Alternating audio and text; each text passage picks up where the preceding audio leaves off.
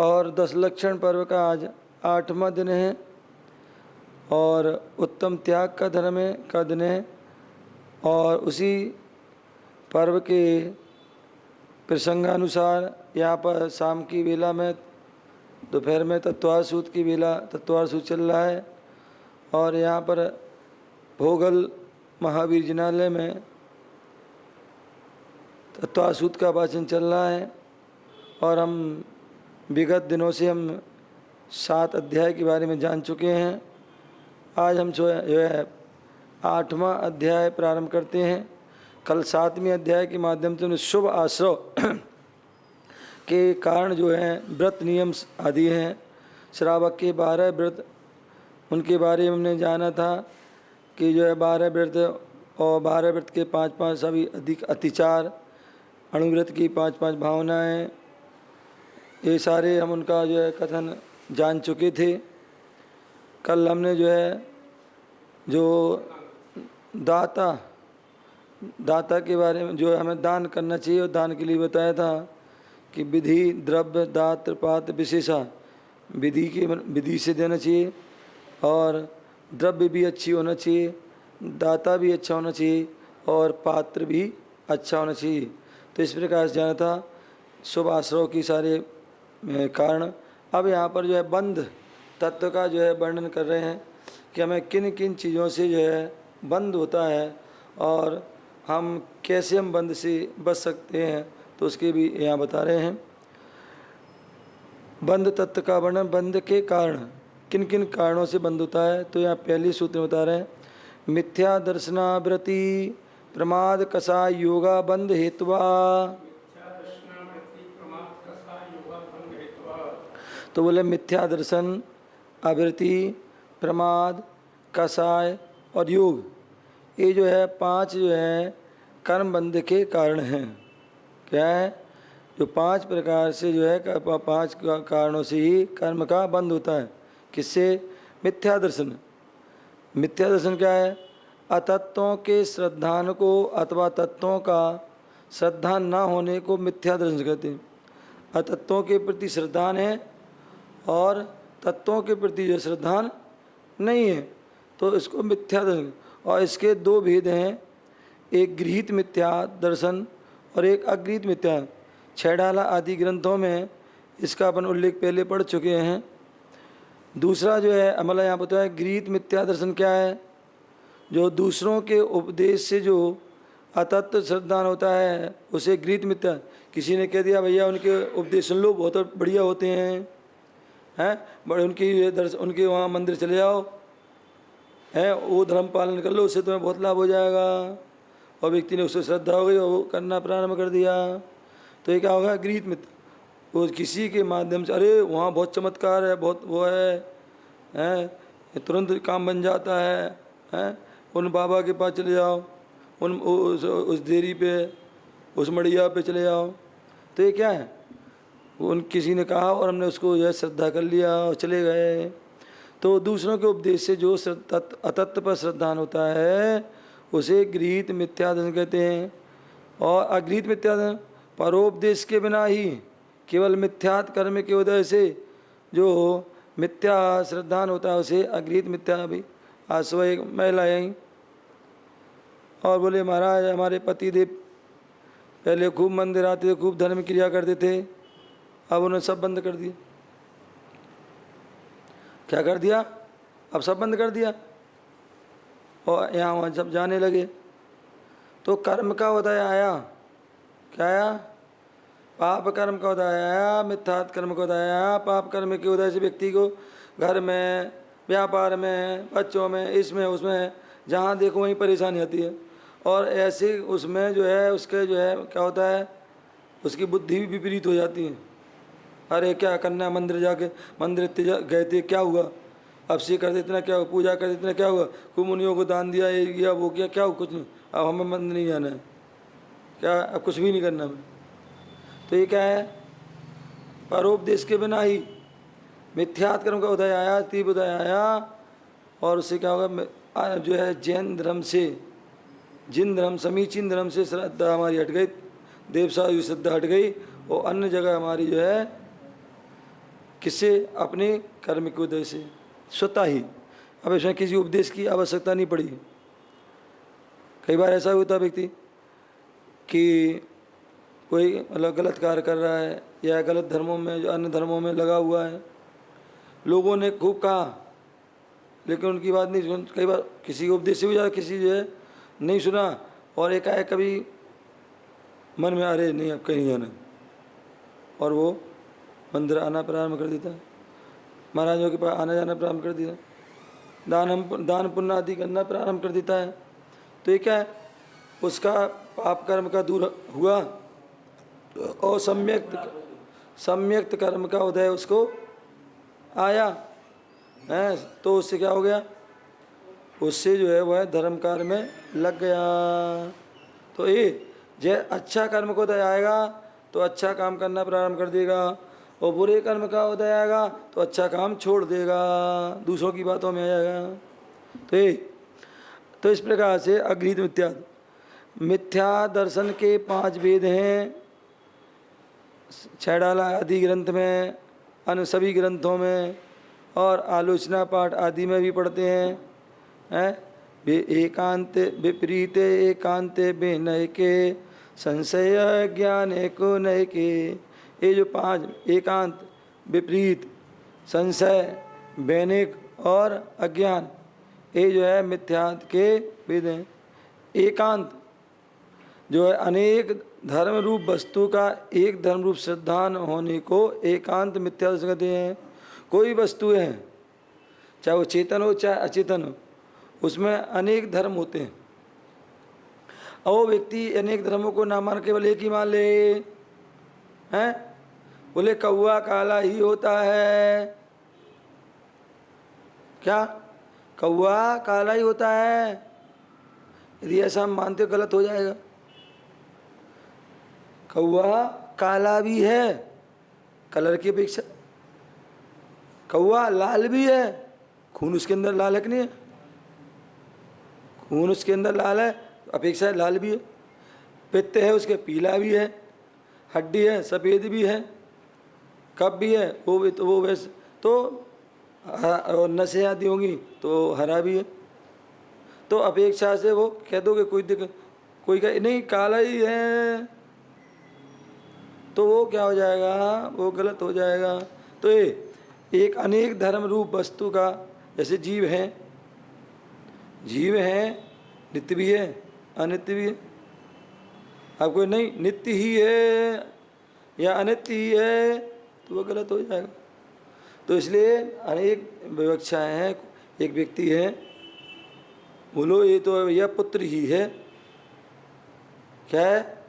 ये तो पुत्र ही है, नहीं, पुत्र भी है, पिता भी है, पति भी है, चाचा ताऊ हैं, पापा फूफा मौसा, पता नहीं क्या क्या है। तो अपेक्षा से वो जो है अनेक हैं, और तो इसलिए जो है एक अनेक धर्म रूप वस्तु का एक धर्म श्रद्धान होने को एकांत मिथ्या कहते हैं। जैसे वस्तु अनित्य है, नित्य है, सत्य है, असत्य है इत्यादि एक पर श्रद्धान होना वो एकांत। विपरीत मिथ्यादर्थम परिग्रह सहित भी गुरु हो सकते हैं। क्या सब गुरु बराबर हैं? सब गुरु हैं, सब गुरु होते हैं। अरे ऐसे कैसे? भैया हमारे जो है गुरु का लक्षण बोल दिया, ये गुरु होते हैं। विषयासा बसाती तो निरारंभो परिग्रह ज्ञान ध्यान तपोरक्ता तपस्वी। लो जो विषयों की आशा से आरंभ से परिग्रह से रहते हैं, ज्ञान ध्यान तप, वो सच्चे गुरु नहीं। ये भी गुरु हैं, ये भी गुरु हैं। तो परिग्रह सहित को गुरु मानते। केवली कबलाहार करते हैं। क्या करते हैं? बोले केवली भगवान होते हैं, जैसे हम आहार करते हैं वैसे वो भी करते हैं। तो ये क्या विपरीत हो गया?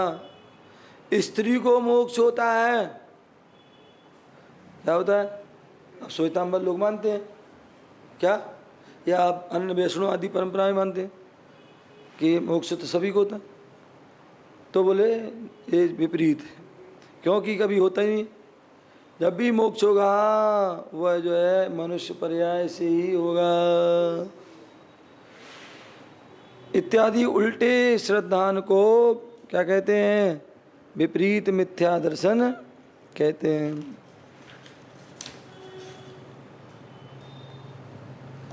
संशय, क्या? संशय, संशय मिथ्या दर्शन। और संशय क्या? कोई भी कार्य में संशय बना रहना। सम्यक दर्शन, सम्यक ज्ञान, सम्यक शास्त्र मोक्ष के मार्ग हैं नहीं। क्या? रत्नात्रय मोक्ष का मार्ग है कि नहीं? है नहीं, है नहीं। ये क्या होगा? संदेह है। स्वर्ग है कि नहीं? मोक्ष है कि नहीं? नरक है नहीं? ये क्या है? ये संशय। तो सम्यक दर्शन, सम्यक ज्ञान, सम्यक शास्त्र मोक्ष के मार्ग हैं या नहीं, ऐसी दुविधा को संशय कहते हैं। वैनिक मिथ्या दर्शन, सब देवताओं को, सब धर्मों को क्या करना? समान मानना। हमारे तो भैया हम तो सब जगह जाते हैं, हम तो सब देवताओं को एक सा मानते हैं, सब गुरुओं को एक सा मानते हैं, सब धर्मों को एक सा मानते हैं। ये क्या है? वैनिक। और जो सम्यक ज्ञान वाला होता बोले नहीं भैया, ये धर्म की परिभाषा ये है, ये परिभाषा यदि पाई जाएगी तो सभी धर्म में हम मानेंगे। ये जो देवताओं में की परिभाषा है, भगवान की परिभाषा है, यदि परिभाषा भगवान में पाई जाए, मतलब व्यक्ति में पाई जाएगी तो हम उसको भगवान मानेंगे। जैसे अपन मेरी भावना पढ़ते हैं, जिसने राग देश का मादिक जीते सब जग जान लिया, सब जीवों को मोक्ष मार्ग का निष्प्रय हो उपदेश दिया, बुद्ध वीर जिन हरि हरि माया उसको स्वाधीन कहो, भक्ति भाव से प्रेत हो चित्त उसी में। बोले वहाँ बोलते जो राग देश से जो है परे हैं, राग देश जिन्होंने नष्ट कर दिया, दूर कर दिया है, ऐसे बीतरागी सब जग जान लिया है, सर्वज्ञ और सब जीवों को मोक्ष मार्ग का उपदेश देते हैं, तो ऐसे हितोपदेशी। अरे तीन लक्षण है, कोई भी हो, चाहे बुद्ध हो, चाहे वीर हो, चाहे ब्रह्मा हो, राम हो, महीन हो, जो कुछ भी हो, या कोई भी स्वाधीन नाम वाले हो, भक्ति भाव से प्रेरित होकर चित्त। तीन लक्षण देख लो, फिर तो भक्ति भाव से उनको नमस्कार करना, कोई भी हो। और ये तीन लक्षण नहीं है तो चाहे कोई भी हो, क्या? कोई भी हो, चाहे राम हो, चाहे महावीर हो, चाहे जो है आदिनाथ हो, चाहे कृष्ण हो, चाहे कोई भी हो, ये तीन लक्षण नहीं है तो नमस्कार नहीं है। तो हे तो क्या बोला है? लेकिन यहाँ तो क्या बोले? सब देवता हमारी तो बराबर हैं। अब एक रागी है, एक बीतरागी है, एक सर्वज्ञ और एक असर्वज्ञ है, एक हितोपदेशी है और एक जो है सामानोपदेशी है। चाहे हितो चाहे हितो, मतलब हमें क्या करना है? तो नहीं, तो सब देवताओं को, सब धर्मों को समान मानना, ये वैनिक मिथ्या अज्ञान, हित और अहित के विचार रहित श्रद्धा को जो है अज्ञान मिथ्या दर्शन है। अब हमारा हित हो या है तो इससे मतलब तो श्रद्धा नहीं। किसी ने कहा कि ये कर लो, धारण कर लो, कर लिया। अब हित हो रहा अहित हो रहा ये हमें मतलब नहीं है, तो ये क्या है? ये अज्ञान। तो इस प्रकार से वह 5 प्रकार की मिथ्या। उसके बाद आवृत्ति, जो 12 प्रकार की आवृत्ति होती है, कितने? 12 प्रकार। षटकाय की जीवों की रक्षा नहीं करना, 5 इंद्रियों मन को बस में नहीं करना, ये क्या हो गए? ये 12 प्रकार की वृत्ति हो गई। तो 6 काय के जीवों की हिंसा के त्याग न करने और 5 इंद्रियों तथा मन को बस में विषयों में जाने से न रोकने को आवृत्ति कहते हैं। क्या बोल दिया? जो षटकाय जीवों की हिंसा का त्याग न करना और 5 इंद्रियों मन के विषयों में जाने से ना रोकना, ये क्या है? आवृत्ति है। इसके पृथ्वी का है आदि, जो है जल का है आदि, अग्नि का है, वायु का है, वनस्पति का है और तरस का है, ऐसे उसके जो है भेद हैं। 1 इंद्री, 2 इंद्री, 3 इंद्री, 4 इंद्री, 5 इंद्री और मन, तो ऐसे जो है 12 उसके भेद हो जाते हैं। प्रमाद, समिति, गुप्ति, शुद्धि और धर्म इत्यादि अच्छे कार्यों में अनुत्साह को प्रमाद कहते हैं। क्या है? समिति के पालन करने में उत्साह नहीं होना, गुप्ति को जो है गुप्त करने में उत्साह नहीं होना, जो शुद्धि है, मन शुद्धि, वचन शुद्धि का आदि, उसमें जो है आत्मा की शुद्धि की में क्या करना? प्रमाद रहना उसमें। और धर्म इत्यादि अच्छे कार्यों में उत्साह है, जो धर्म है, अच्छे कार्य हैं, उनमें उत्साह है, और पाप कार्य में उत्साह दिखाते व्यक्ति, तो ये क्या है? प्रमाद है। 4 भी कथा, 4 कसाय, 5 इंद्रिय और स्नेह और क्या राग। ये जो है क्या है, स्नेह और राग। ये जो है कितनी बोल दिए, 15। 4 भी कथा, 4 कसाय, 5 इंद्रिय और स्नेह और राग, ये 15 इसके भेद हो जाते हैं। कसाय क्या बोले,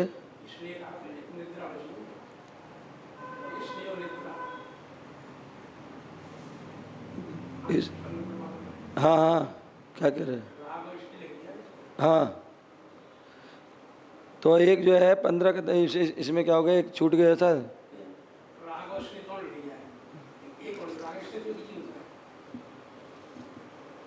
निद्रा और स्नेह, निद्रा छूट गया।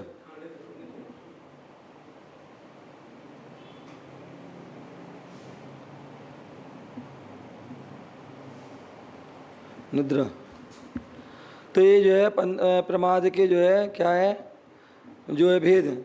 अब इसमें कसाय, जो आत्मा को कसता है, दुख देता है, उसे कसाय कहते हैं। और इसके 16 और 9 भेद 25 भेद आते हैं। क्या हो गया, दिन रात व्यक्ति कसायों में ही अनादिकाल से कसायों में लगा है, वो दिन रात कसाय में लगता है। कोई कोई समझाए कि भाई ये गलत है तो भी व्यक्ति मानने को तैयार नहीं है। तो ये सब जो है कारण है। और योग मन वचन काय के व्यापार को जो कहते हैं, इसके भी 15 जो है भेद होते हैं। क्या होते हैं, इसके भी 15 भेद होते हैं।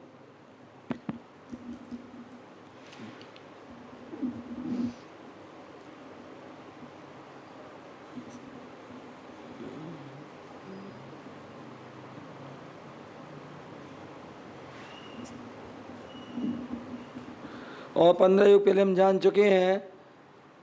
और वो कैसे हैं, बोले जो है 4 मन के, 4 वचन के और 7 का योग। इस प्रकार से वह कितने हो जाते हैं, 15 योग हो जाते हैं। सत्य मन योग, असत्य मन योग, उभय मन योग, अनुभय मन योग और सत्य वचन योग, असत्य वचन योग, उभय वचन योग, अनुभय वचन योग, औदारिक औदारिक मिश्र, वैक्री मिश्र, आहारक मिश्र और कार्बन। इस प्रकार से ये 15।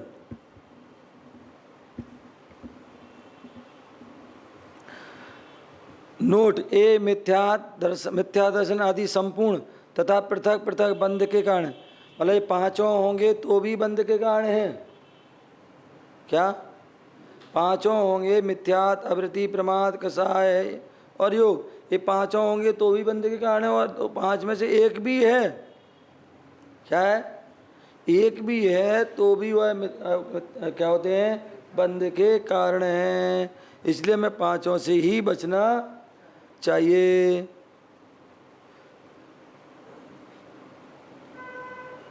तो अर्थात किसी के 5 ही बंध के कारण और किसी के अवृत्ति आदि 4, किसी के जो है प्रमाद आदि 3, किसी के कसाय आदि 2, किसी के योग भी बंध के कारण हैं। यथा प्रथम गुणस्थान,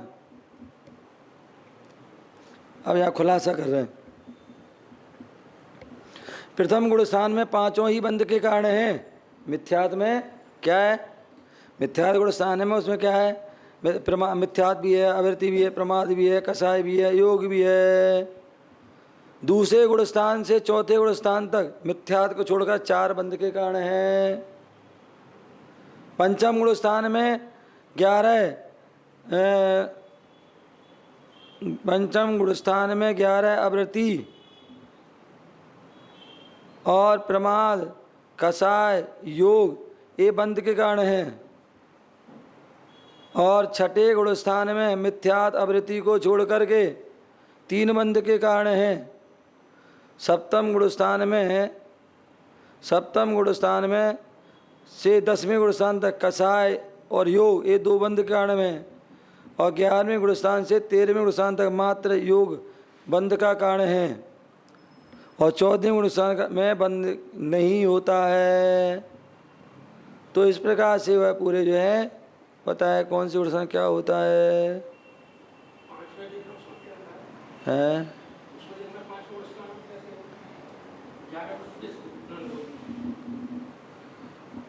पांचवें स्थान में जो है संहिता संयत नाम के स्थान में आवृत्ति और वृत्ति तो मिली हुई है, क्योंकि उनमें त्रसहिंसा का त्याग है। तो कितनी हो गई? 11 नहीं हो गई? त्रसहिंसा का त्याग 11 हो गई हो।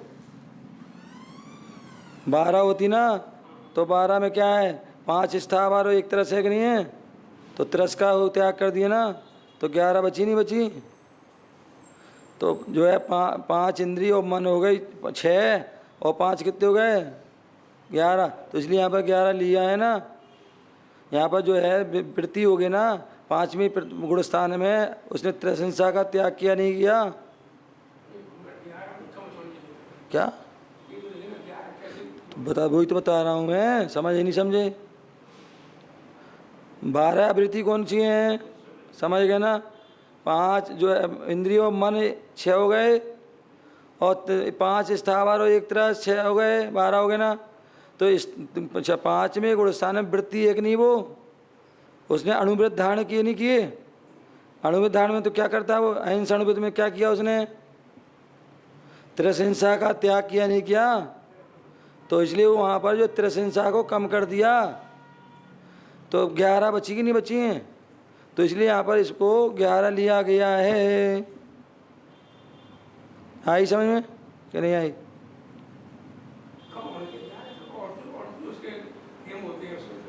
क्या है कि नियम होते हैं? जैसे 5 इंद्रियों में भी उससे नियम रखता है। अरे तुम यहाँ अवृत्ति की बात चल रही। अवृत्ति कितने प्रकार की है?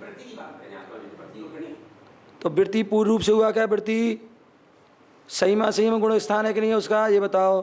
संयमा गुण स्थान क्या मतलब होता है? वहाँ पर संयम भी है, असंयम। मतलब उसने अभी जो है त्रसहिंसा का त्याग किया, स्थावर का नहीं किया। समझे ना? तो स्थावर संबंधी तो मानोगे नहीं मानोगे?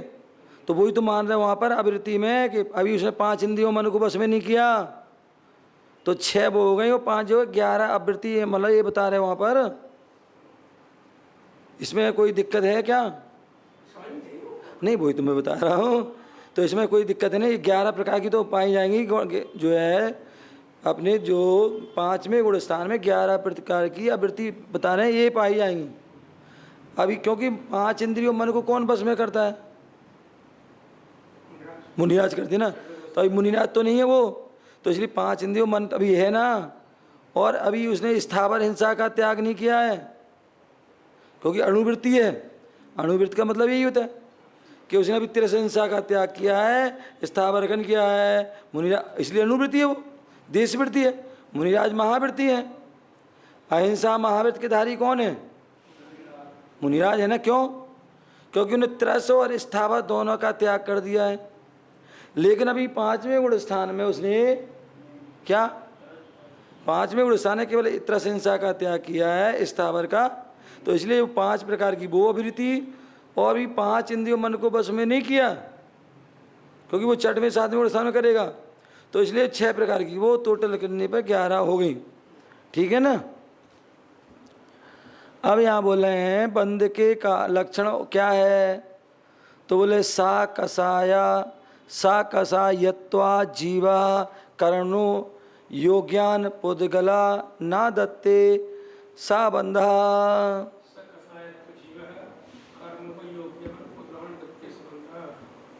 हो गया? पढ़िए अम्मा जी, क्या हुआ? दूसरा सूत्र, पेज नंबर 255।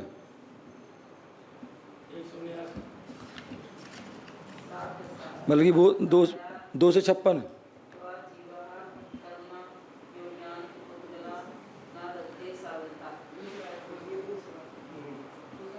256 पेज निकाल लीजिए।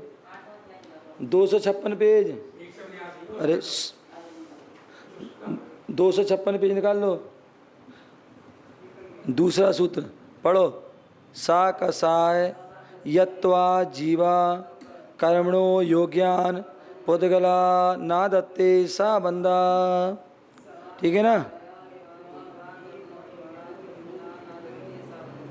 तो यहाँ बोला जीवा, जीव सा कसायत्वात्, कसायवान होने से, कर्मणा कर्म के, योग्यान योग, पुद्गलान कार्बन वर्णा रूप पुद्गल स्कंदों को आदत्ते ग्रहण करता है। सा वह पुद्गल स्कंद का ग्रहण बंधा बंध कत्ते कहलाता है। क्या बोल दिया? जीव कषाय युक्त होने से योग कार्बन बदलाव कार्बन वर्णा पुद्गल स्कंदों को क्या करता है? ग्रहण करता है। और उससे ही जो है क्या होता है? पुद्गल स्कंदों का गण ही बंध कहलाता है। विशेषा कार्बन बड़गरा रूप पुद्गल संपूर्ण लोक में ठसाठस भरे हुए हैं। क्या बोले हैं? कार्बन रूप जो वर्णा पूरे लोक संपूर्ण लोक में ठसाठस भरे हैं। कसाय के निमित्त से आत्मा के साथ उनका जो है संबंध हो जाता है। जैसे अपन बोलते ना, आपने शरीर में तेल लगा लिया और तेल लगा के बाहर निकले तो जो जितने से क्या है परमाणु हैं, धूल आदि होती ना, वो क्या होती? चिपक जाती है। इसी प्रकार जो क्रोध आदि के कारण जो है कसाय में जो है स्नेह आदि हुआ, उत्पन्न हुआ, राग द्वेष आदि उत्पन्न हुआ, और वहाँ जो है जो कर्म रूपी वर्णा धूल, वर्णा रूपी धूल थी जो बाहर निकली आत्मा, उसमें चिपक गए, कर्म चिपक गए। तो कार्बन वर्णा रूप पुद्गल संपूर्ण लोक में ठसाठस भरे हुए हैं। कसाय के निमित्त से आत्मा के साथ उनका संबंध हो जाता है, वह बंध कहलाता है। सूत्र में कर्मणि योग्यान ऐसा समास ना करके अलग अलग ग्रहण किया है। इससे इस सूत्र का अर्थ यह भी निकलता है कि जीव कर्म से कसाय होता है, सा कसाय होता है। जीव जो है कर्म की वजह से सा कसाय होता है, और सा कसाय होने से कर्म रूप पुद्गलों को ग्रहण करता है। यही जो है बंध कहलाता है। आगे यहाँ बोले बंध के जो है भेद कितने होते हैं?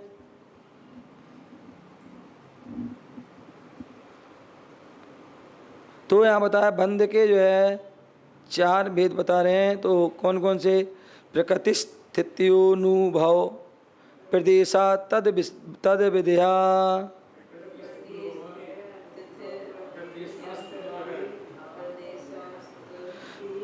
प्रकृति स्थित्योनुभव, थित्यनुभव, प्रदेशास तद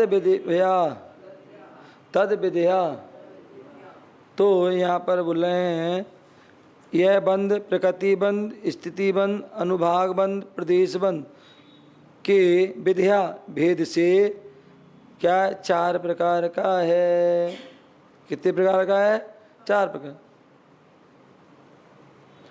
प्रकृति बंध कर्मों में ज्ञानादिक के ढकने का स्वभाव प्रकृति बंध कहलाता है। क्या है? कर्मों में ज्ञानादिक के ढकने का स्वभाव, ज्ञानावर्णी कर्म है तो उसमें क्या है? ज्ञान गुण ढकने का स्वभाव है।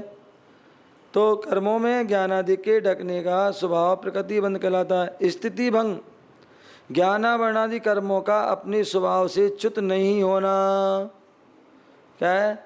जो ज्ञानावर्णादि कर्मों का अपने स्वभाव से क्या होना? च्युत नहीं होना, वह स्थिति बंध कहलाता है। अनुभाग बंध ज्ञानावर्णादि कर्मों में तीव्र या मंद आदि फल देने की शक्ति को अनुभाग बंध कहते हैं। प्रदेश बंध ज्ञानावर्णादि कर्म रूप हुए पुद्गल स्कंदों के परमाणुओं की संख्या को क्या कहते हैं? प्रदेश बंध कहते हैं।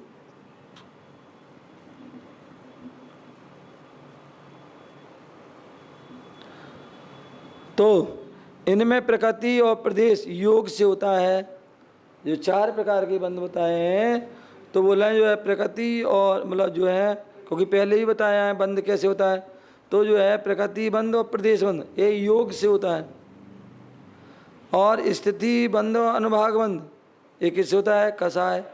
मतलब जैसी तुम्हारी तीव्र कसाय हुई तो वैसी स्थिति बंद हो जाती है, वैसी अनुभाग फल मिलता है। बोलो जो है राजा सैनिक की तीव्र कसाय थी उन्हीं को मानने की। तो तीव्र क्या हुआ, कर्म का बंध सातवें नरक का हो गया है, और सातवें नरक का फल मिलने वाला है। लेकिन बाद में जो है वही स्थिति क्या हो गई, उसने जो है विशुद्धि बढ़ाई, तो उससे क्या स्थिति वो कम हो गई। कम तो गई लेकिन पूरी समाप्त नहीं हुई।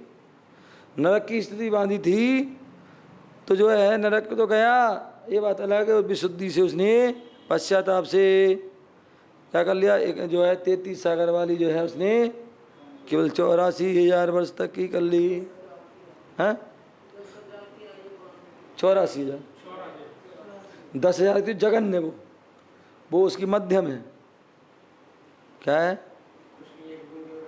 लेकिन हाँ ठीक है, वो तो एक वो है लेकिन फिर भी, लेकिन जगन्य और उत्कृष्ट दोनों से बीच में है, क्योंकि उत्कृष्ट सागरों में उसकी पहले नरक की, और जगन्य 10,000 तो वो बीच की हुई।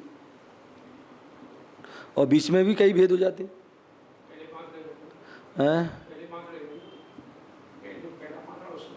हाँ, तो इस प्रकार से क्या बोले,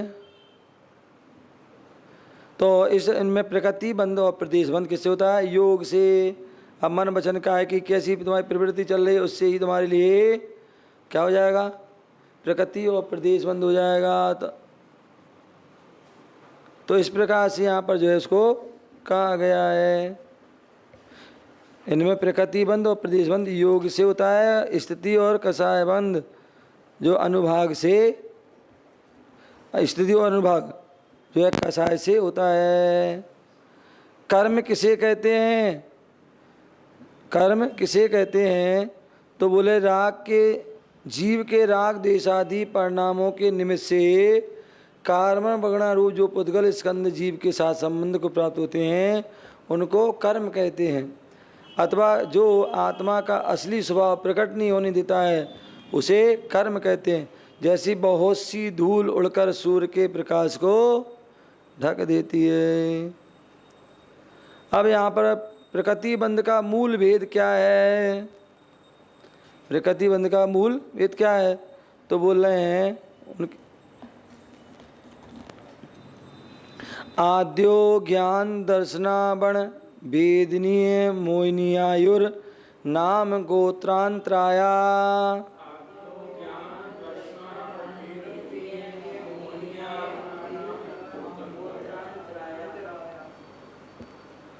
तो यहाँ पर बोल रहे हैं आद्यो ज्ञान दर्शन वर्ण, पहले जो है प्रकृति बंध के ज्ञानावरण, दर्शनावरण और वेदनीय, मोहिनी, आयु, नाम, गोत्र, अंतराय, ये जो है क्या है 8 भेद हैं। ज्ञानावरण जिस कर्म के उदय या निमित्त से आत्मा के ज्ञान गुण पर आवरण पड़ता है उसे ज्ञानावरण कहते हैं। दर्शनावरण जिस कर्म के उदय से आत्मा के दर्शन गुण पर आवरण पड़ता है उसे दर्शनावरण कहते हैं। वेदनी जिस कर्म के उदय से सुख दुख का अनुभव होता है उसे वेदनी कर्म कहते हैं। मोहिनी जिसके उदय से जीव स्वरूप को भूलकर अन्य को अपना समझने लगता है उसे मोहिनी कहते हैं। आयु जिस कर्म के उदय से जीव को नरक, त्रेंज, देव, मनुष्य में से किसी शरीर एक के शरीर में रुका रहना पड़ता है उसे आयु कर्म कहते हैं। नाम जिस कर्म के उदय से निमित्त से शरीर और अंगोपांग आदि की रचना होती है उसे नाम कर्म कहते हैं। गोत्र जिस कर्म के उदय का निमित्त से जीव ऊंच नीच कुल में पैदा होता है उसे गोत्र कर्म कहते हैं। अंतराय जिस कर्म के उदय का निमित्त से दान, लाभ, भोग, उपभोग, वीर इनमें क्या होता है विघ्न आता है उनको अंतराय कर्म कहते हैं।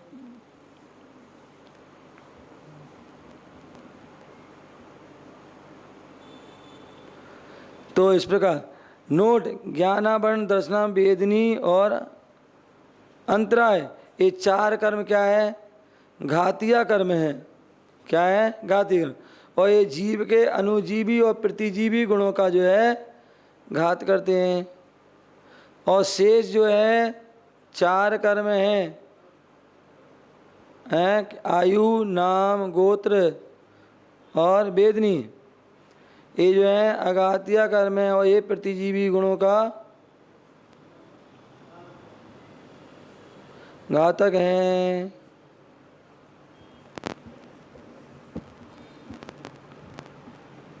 तो इस प्रकार से यहाँ पर घातीय कर्म जो आत्मा के स्वाभाविक गुणों अनुजीवी गुणों को प्रकट नहीं होने देते हैं, अर्थात आत्मा के जो है अनुजीवी गुणों घातीय वो घातीय कर्म, और अघातीय कर्म जो आत्मा के अनुजीवी गुणों को नहीं गाते लेकिन प्रति जो है वह अघातीय कर्म कहते हैं। तो इस प्रकार अब जो है प्रकृति बंध के उत्तर भेद, अभी जो है प्रकृति बंध के मूल भेद कहते हैं 8 भेद, अब इनके उत्तर भेद कितने होते हैं तो बता रहे हैं प्रकृति बंध के उत्तर भेद 5 9 2 विंशति 4 2 4 2 पंच भेदा यथा क्रमम।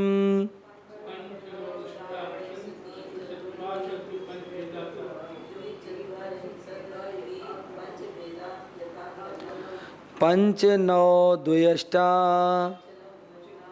विंशति 4 2 4 2 पंच भेदा यथा क्रमम। तो यहाँ बोला ज्ञानावरण आदि के क्रम से 5 9 2 28 4 42 2 और 5 भेद हैं। बोले ज्ञानावर्णी के 5 भेद, दर्शनावर्णी के 9 भेद, वेदनी के 2 भेद, मोहिनी के 28 भेद, आयु कर्म के 4 भेद और नाम कर्म के 42 और उसके उत्तर कर देंगे तो 93 और गोत्र कर्म के 2 और अंतराय कर्म के 5 भेद। नोट नाम कर्म के उत्तर भेद 93 भी होते हैं। ठीक है ना। तो इस प्रकार से अब यहाँ बोले हैं क्रम से ज्ञानावर्णी के 5 भेद कौन से हैं तो मति सुता बधि मना पर्याय केवलानाम, मता नहीं मति,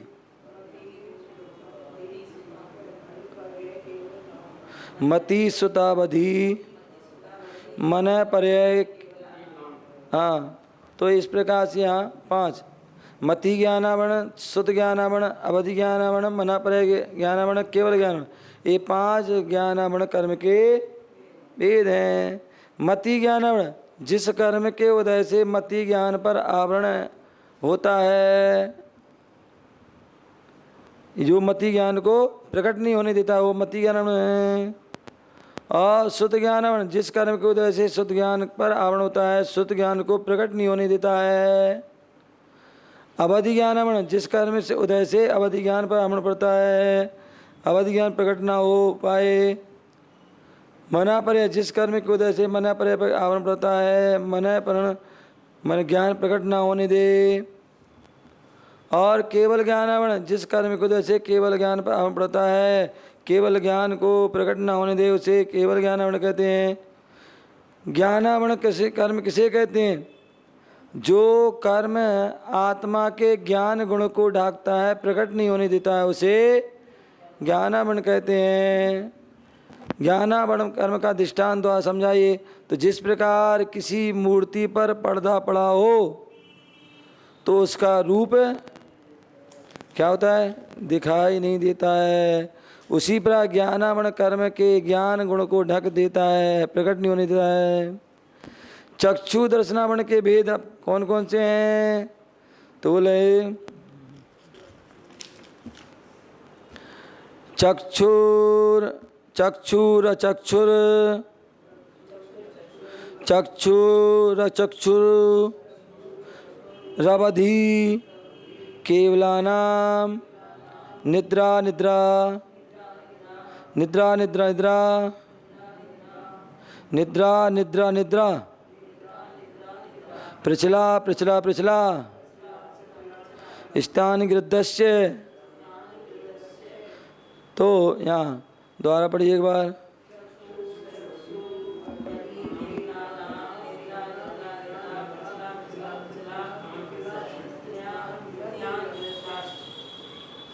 तो यहाँ बोल रहे हैं दर्शनावरण कर्म के चक्षु दर्शनावरण, अचक्षु दर्शनावरण, अबाधि दर्शनावरण, केवल दर्शनावरण, निद्रा निद्रा निद्रा, प्रचला प्रचला प्रचला, स्थान गति, ये 9 उसके जो है भेद हैं।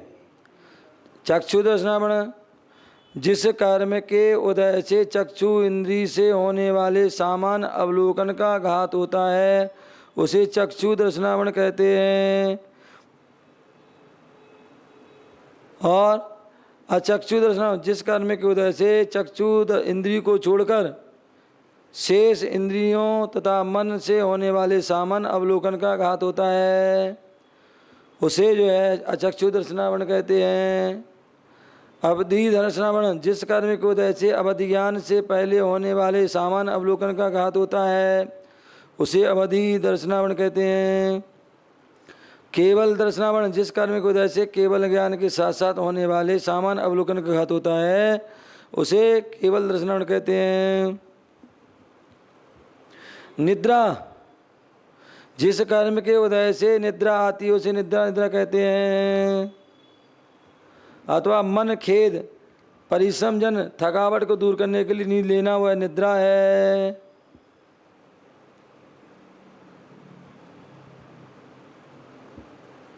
और निद्रा निद्रा, जिस कर्म के उदय से नींद पर नींद आती है उसे निद्रा निद्रा कहते हैं। क्या होता है? निद्रा, जिस गहरी नींद आती है, जैसे जीव कई बार आंखें भी खोलना चाहे सोना है और नहीं खोल पाता है।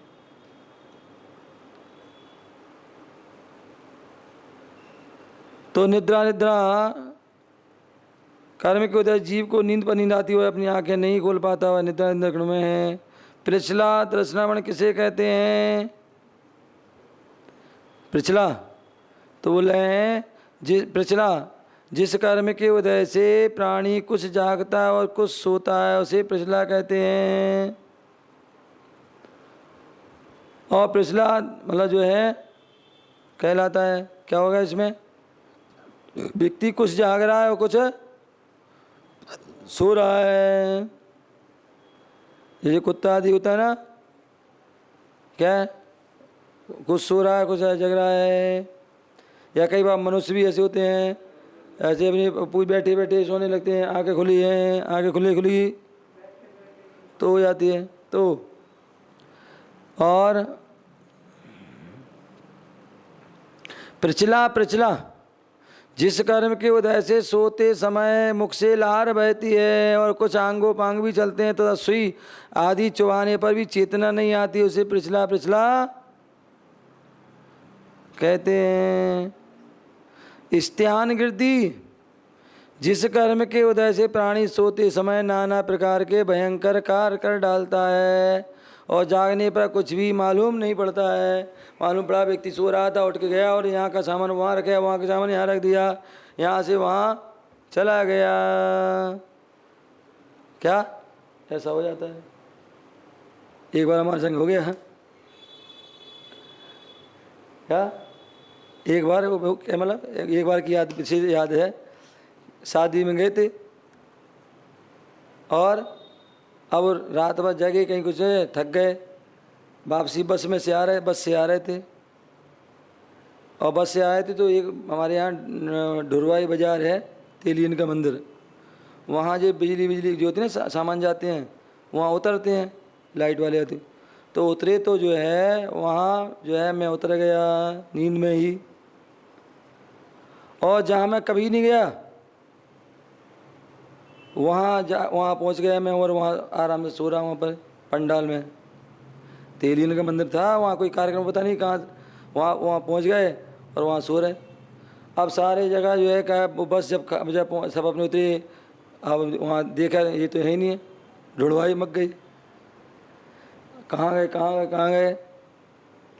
फिर उन्होंने कि कहाँ बस रुकी थी, भाई वहाँ देखो, तो सब जगह देख लिया, अंतिम जगह वहाँ देखा, मतलब वहीं पता किया, सब जगह देखा, फिर वहाँ मंदिर भी गए, वहाँ देखा तो मैं वहाँ क्या मैं उसी समय हमारी नींद खुली, मैं देख रहा हूँ चाहे इतनी भीड़ कहाँ है कैसे, इतने वो एक भाई साहब खोजते हुए पहुँच गए, उनने जो है एक झंझोड़ दिया मुझे, ले आ क्या कर रहे हो, मैं कहा मुझे कुछ नहीं पता। तो कहने का तात्पर्य ऐसा हो जाता है कि व्यक्ति जो है नींद में कहाँ के कहाँ पहुँच जाता है, कुछ भी यहाँ से मतलब जो बड़े से बड़े काम भी जो है, हाँ कुछ कहते हैं, कुछ भी जो है व्यक्ति जो है हो जाता है।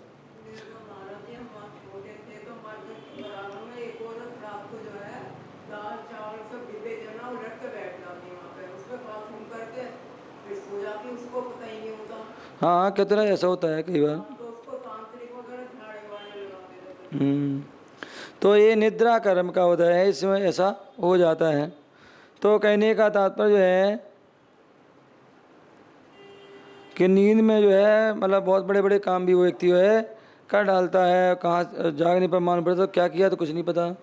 तो स्त्यानुकृति और तो इस प्रकार से ये जो है होता है। दर्शनावरण कर्म किसे कहते हैं? जिस कर्म के उदय से आत्मा के दर्शन गुण का घात होता है उसे दर्शनावरण कहते हैं।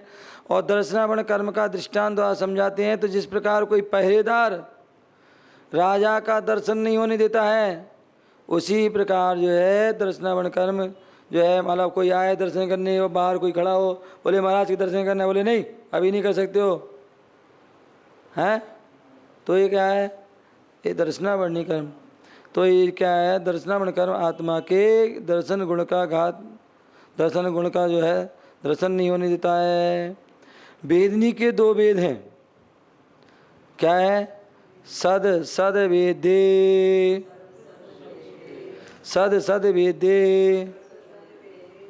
बोले वेदनी कर्म के दो वेद हैं, सदवेद और असद वेद।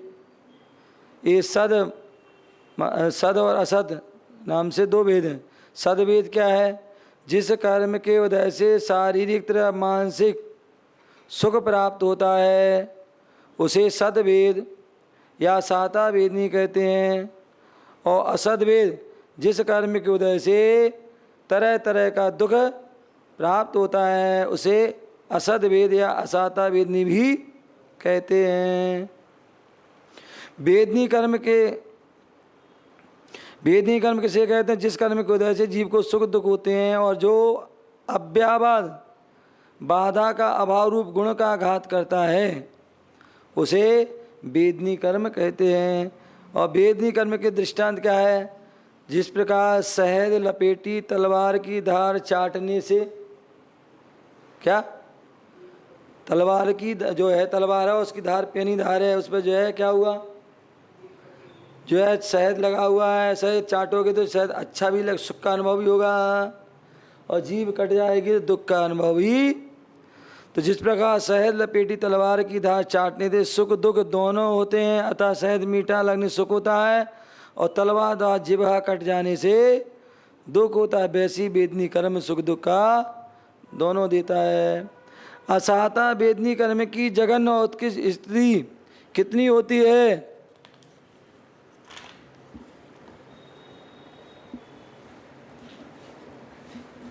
क्या बोल दिया?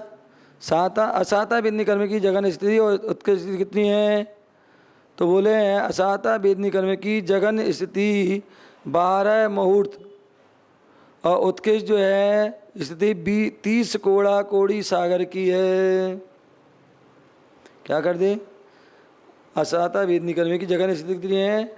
12 मुहूर्त और उत्कृष्ट कितनी हो गई? 30 कोड़ा कोड़ी सागर। साता वेदनी की जघन्य स्थिति और कितनी है? तो साता वेदनी की जघन्य स्थिति भी 12 मुहूर्त और उत्कृष्ट जो है स्थिति 15 कोड़ा कोड़ी सागर।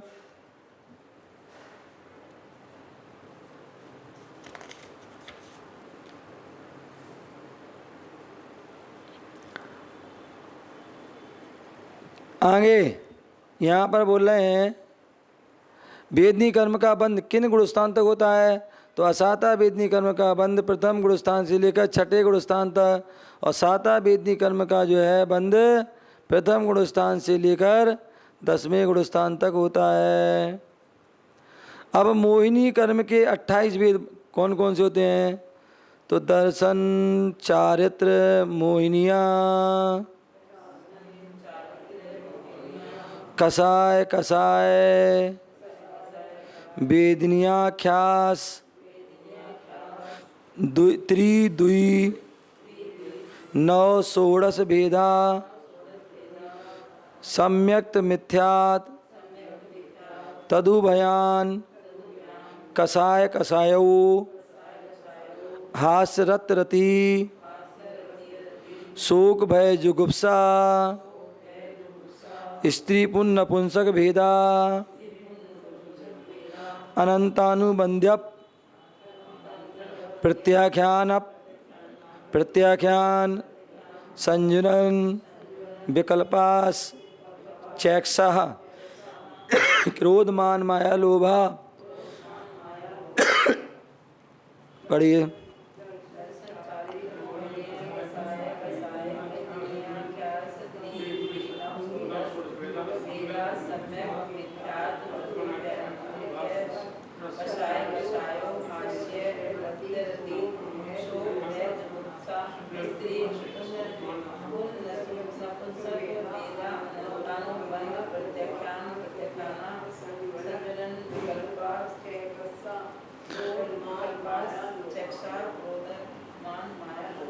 इस प्रकार से जो है चारित्र मोहिनी की जो मोहिनी कर्म के 28 कौन से हैं?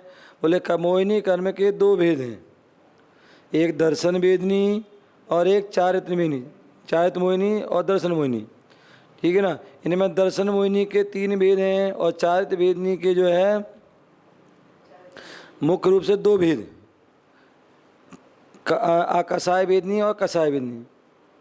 अकसाय वेदनी के 9 भेद और कसाय वेदनी के 16 भेद। तो इस प्रकार मोहिनी कर्म के संपूर्ण कितने हो गए? 3, 16, 9 और टोटल कर कितने हो गए? 28 भेद। क्या हो गया? मतलब वो जो है क्या बताया, पहले जो है 3 हो गए, उसके बाद 2 आ गए। तो 2 कौन से? अकसाय और कसाय वेदनी। और फिर उसके बाद 9 आ गए हैं, 9 कौन से आए? 9 कसाय। और उसके बाद 16 जो 16 कसाय। तो इस प्रकार से जो है टोटल कर दिए हैं तो जो है क्या हो गए? 28 भेद हो जाते हैं। दर्शन वेदनी कर्म के 3 भेद हैं, मिथ्यात्, सम्यक मिथ्यात् और सम्यक प्रकृति। दर्शन मोहिनी कर्म के उदय से आत्मा के सम्यक गुण का घात होता है, उसे दर्शन मोहिनी कहते हैं। मिथ्यात् प्रकृति, जिस कर्म के उदय से तत्वों का यथा श्रद्धान नहीं होता है, उसे मिथ्यात् प्रकृति कहते हैं।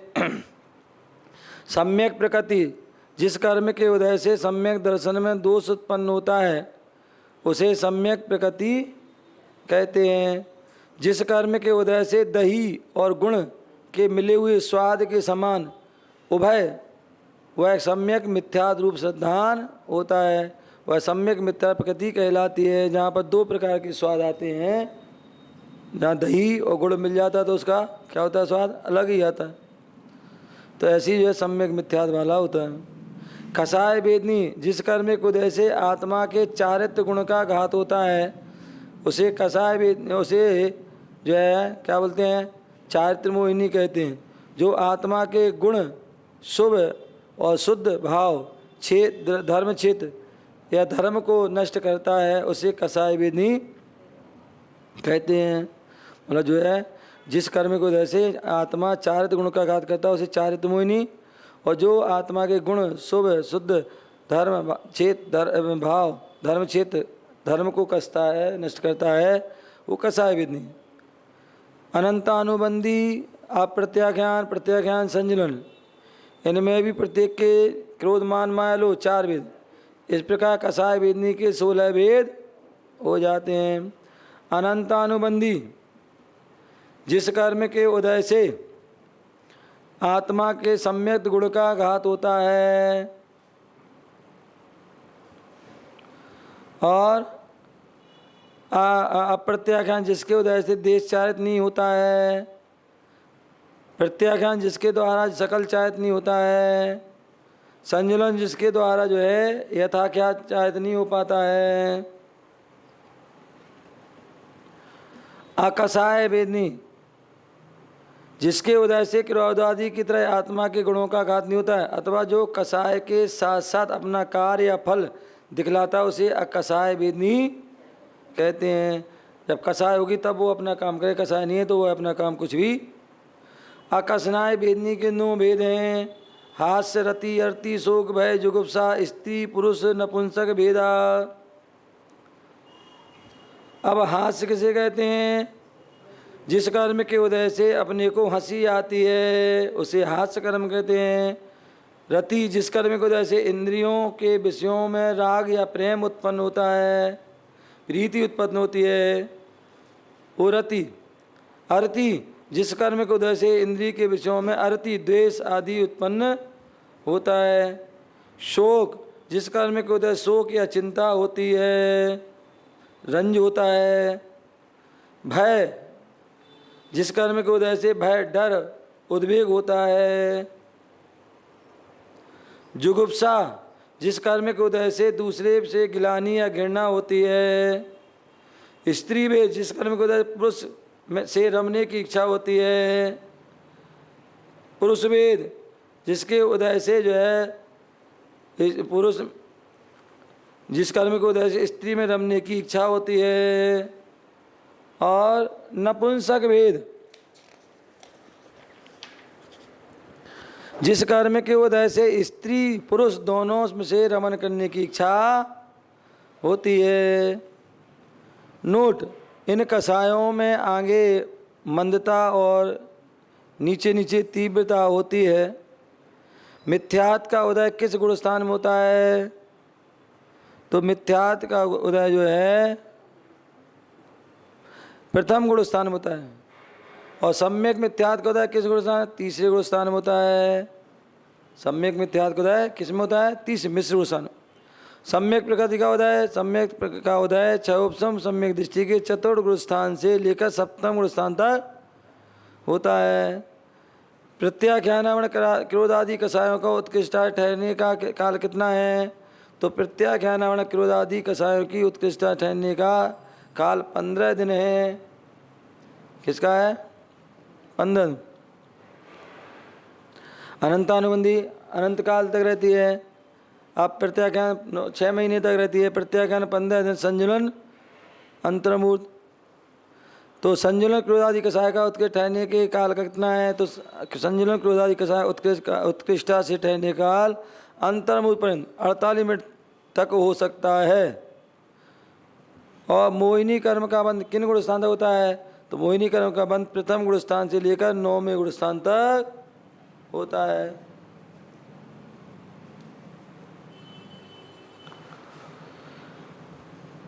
मोहिनी कर्म को दृष्टांत द्वारा समझाए। जिस प्रकार शराबी प्राणी को अपना स्वभाव बला देती है, क्या? जिस प्रकार शराब प्राणी को अपना स्वभाव बला दे, उसी प्रकार मोहिनी कर्म आत्मा को मोहित करता है। और जिस इस कर्म के निमित्त से प्राणी पर पदार्थों में इष्ट अनिष्ट की कल्पना कर इष्ट अनिष्ट रूप आचरण करने लगता है। क्रोध आदि कसाय मोहिनी कर्म के उदय से ही क्या होते हैं। तो इस प्रकार से इसको जो है जानना चाहिए।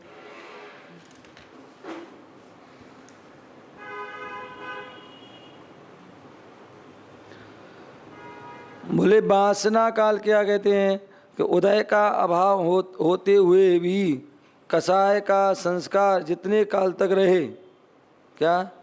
उदय का अभाव हो गया लेकिन फिर भी कसाय का संस्कार जितने समय तक रहे उसको नाम वासना काल है। आयु कर्म के भेद कितने होते हैं? तो नारक तिर्यग योन मानुष देवानी। नारक तैर यग योन तैर तैर तैर तैर यग क्या? तैर यग योन, हाँ, मानुष देवानी। तो ये जो है उसको मैं क्या, नारक, तैर, यज्ञ, यौन, मानुष, देवानी। तो यहाँ बोला नरकायु, त्रेंचायु, मनुष्यायु और देवायु। ये जो है चार जो है नाम कर्म के, आयु नाम कर्म के जो है वेद हैं। आयु कर्म के कितने, ये चार वेद हैं।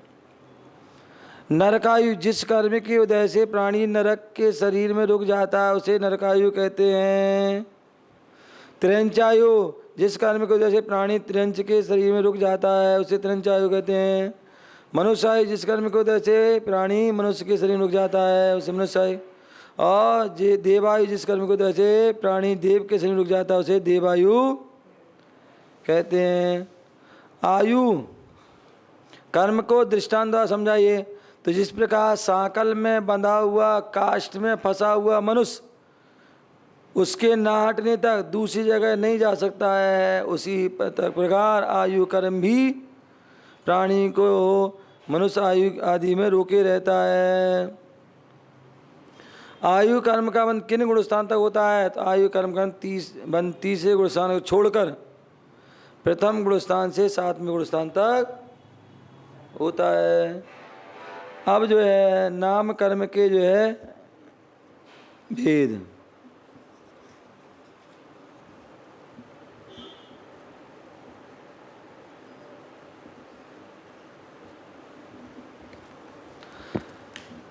गति, जाति, शरीरांगोपांग, निर्वाण, बंधन, संघात, संस्थान, शयनन, स्पर्श, रस, गंध, वर्णानु, पूर्वा, गुरु, लघु,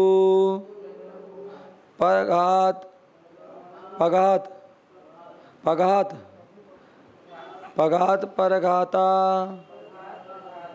तपोद्योत, उच्छ्वास,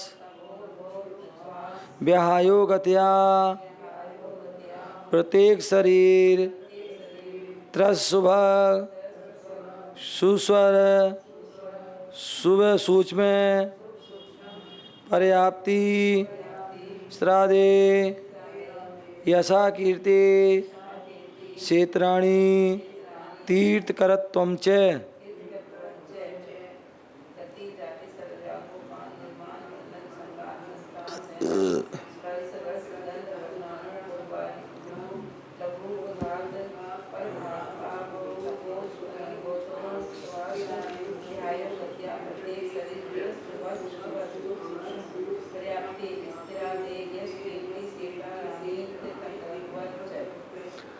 तो यहाँ पर बोले हैं गति, जाति, शरीर, आंगोपांग, निर्माण, बंधन, संघात, संस्थान, शयनन, स्पर्श, रस, गंध, वर्ण, आनुपूर, अगुरु, लघु, उपघात, परघात, आतप,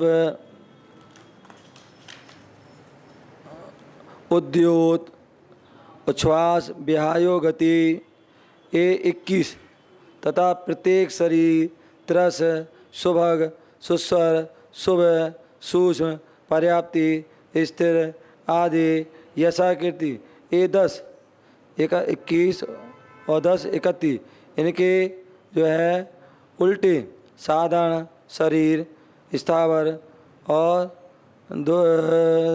दुर्भग, दुस्वर, अशुभ, स्थूल, अपर्याप्ति, स्थिर, आदय, अनादय, आयासी, कीर्ति, ये 10। तो कितने हो गए? 41 और तीर्थंकर, इस प्रकार सब मिलाकर के 42 नाम कर्म के भेद हो जाते हैं।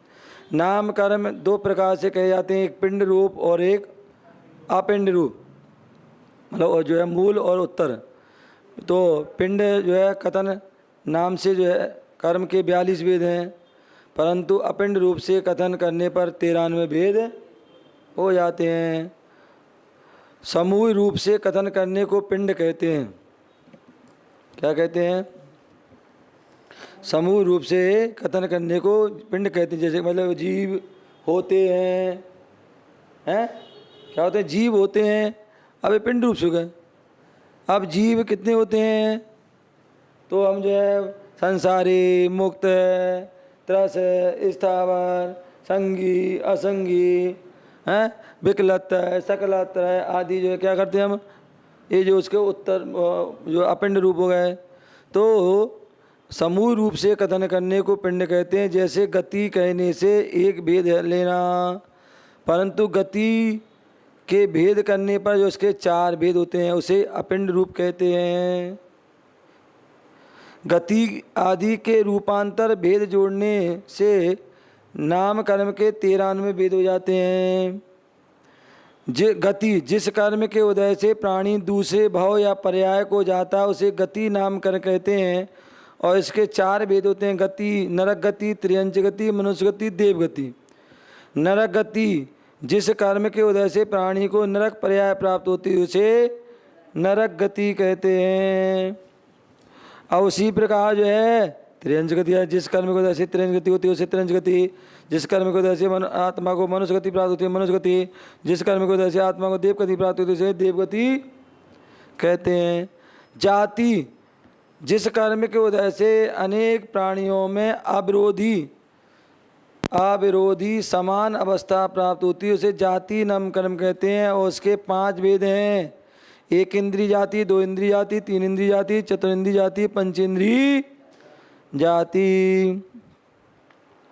अब एक इंद्रिय जाति किसे कहते हैं? जिस कर्म के उदय से जीव एक इंद्रिय जाति में पैदा होता है उसे एक इंद्रिय जाति नामकरण कहते हैं।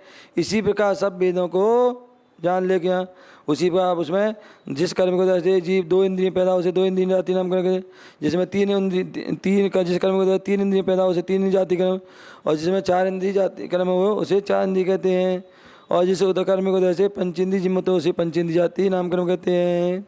शरीर जिस कर्म के उदय से प्राणी के शरीर की रचना होती है उसे शरीर नाम कर्म कहते हैं। इसके भी 5 भेद हैं, औदारिक, वैकृत, आहारक, तेजस, कार्मण। अब औदारिक नाम कर्म जिस कर्म के उदय से औदारिक शरीर की रचना होती है उसे औदारिक शरीर नाम कर्म कहते हैं। इसी प्रकार सब भेदों को जानना। क्या? जिस कर्म के उदय से शरीर आदि औदारिक शरीर की रचना हो उसे औदारिक नाम कहते हैं। जैसे शरीर, मनुष्य, त्रियंच गति। वैकृत शरीर नाम का जिस कर्म के उदय से वैकृत शरीर की उत्पत्ति हो उसे वैकृत नाम का। जैसे देव नारकियों का शरीर। आहारक शरीर नाम का जिस कर्म के उदय से आहारक शरीर की उत्पत्ति हो उसे आहारक शरीर नामकरण कहते हैं। और यह सूक्ष्म पदार्थों को जानने के लिए केवली के पास भेजने के लिए मुनि के मस्तक से जो एक हाथ का सफ़ेद रंग का पुतला निकलता है, क्या निकलता है? एक हाथ का जो सफ़ेद जो है पुतला निकलता है उसे आहारक शरीर कहते हैं। तेजस शरीर जिस कर्म के उदय शरीर में तेज उत्पत्ति होती है उसे तेज शरीर नामकरण कहते हैं। और तेज वर्णा से बने हुए शरीर को तेज शरीर कहते हैं। कार्मण शरीर जो है जिस कर्म के उदय शरीर की उत्पत्ति हो से कारण शरीर नामकरण कहते हैं। ज्ञानावर्णी 8 कर्मों के समूह को क्या कहते हैं? कारण शरीर कहते हैं। अब उसके बाद आंगोपांग, तो जिस कर्म के उदय से अंगों और उपांगों की रचना होती है उसे अंगोपांग नाम का। इसके 3 भेद हैं, औदारिक शरीर अंगोपांग, वैकृत शरीर अंगोपांग और आहारक शरीर अंगोपांग। अब औदारिक शरीर अंगोपांग किसे कहते हैं? जिस कर्म के उदय से औदारिक शरीर के अंगों और उपांगों की रचना होती है उसे औदारिक शरीर अंगोपांग कहते हैं। इसी प्रकार शेष 2 के भी जाना चाहिए।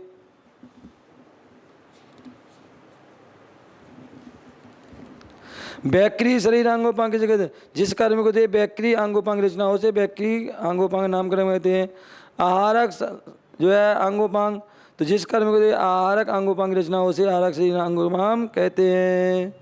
निर्माण जिस कर्म को उदय से अंगोपांग की यथा स्थान यथा प्रमाण रचना होती है उसे निर्माण नाम कर्म कहते हैं। बंधन नाम कर्म शरीर नाम कर्म के उदय से ग्रहण किए हुए पुद्गल स्कंदों का परस्पर मिलन जिस कर्म के उदय से होता है उसे बंधन नाम कर्म कहते हैं। इसके 5 भेद हैं, औदारिक बंधन, वैकृत बंधन, आहारक बंधन, तेजस बंधन, कार्मण बंधन।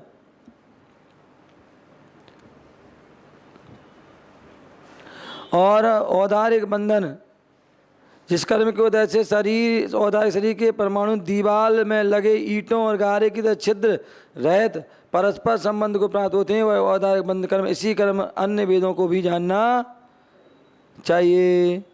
संघात नाम कर्म, जिस कर्म के उदय से औदार्य शरीरों के प्रदेशों का परस्पर छिद्र रहित एकमेकपन का होता है, उसे संघात नाम कर्म। तो इसके भी 5 भेद हैं, औदार्य संघात आदि। संघात नाम कर्म, जिस कर्म के संस्थान नाम कर्म, जिस कर्म के उदय से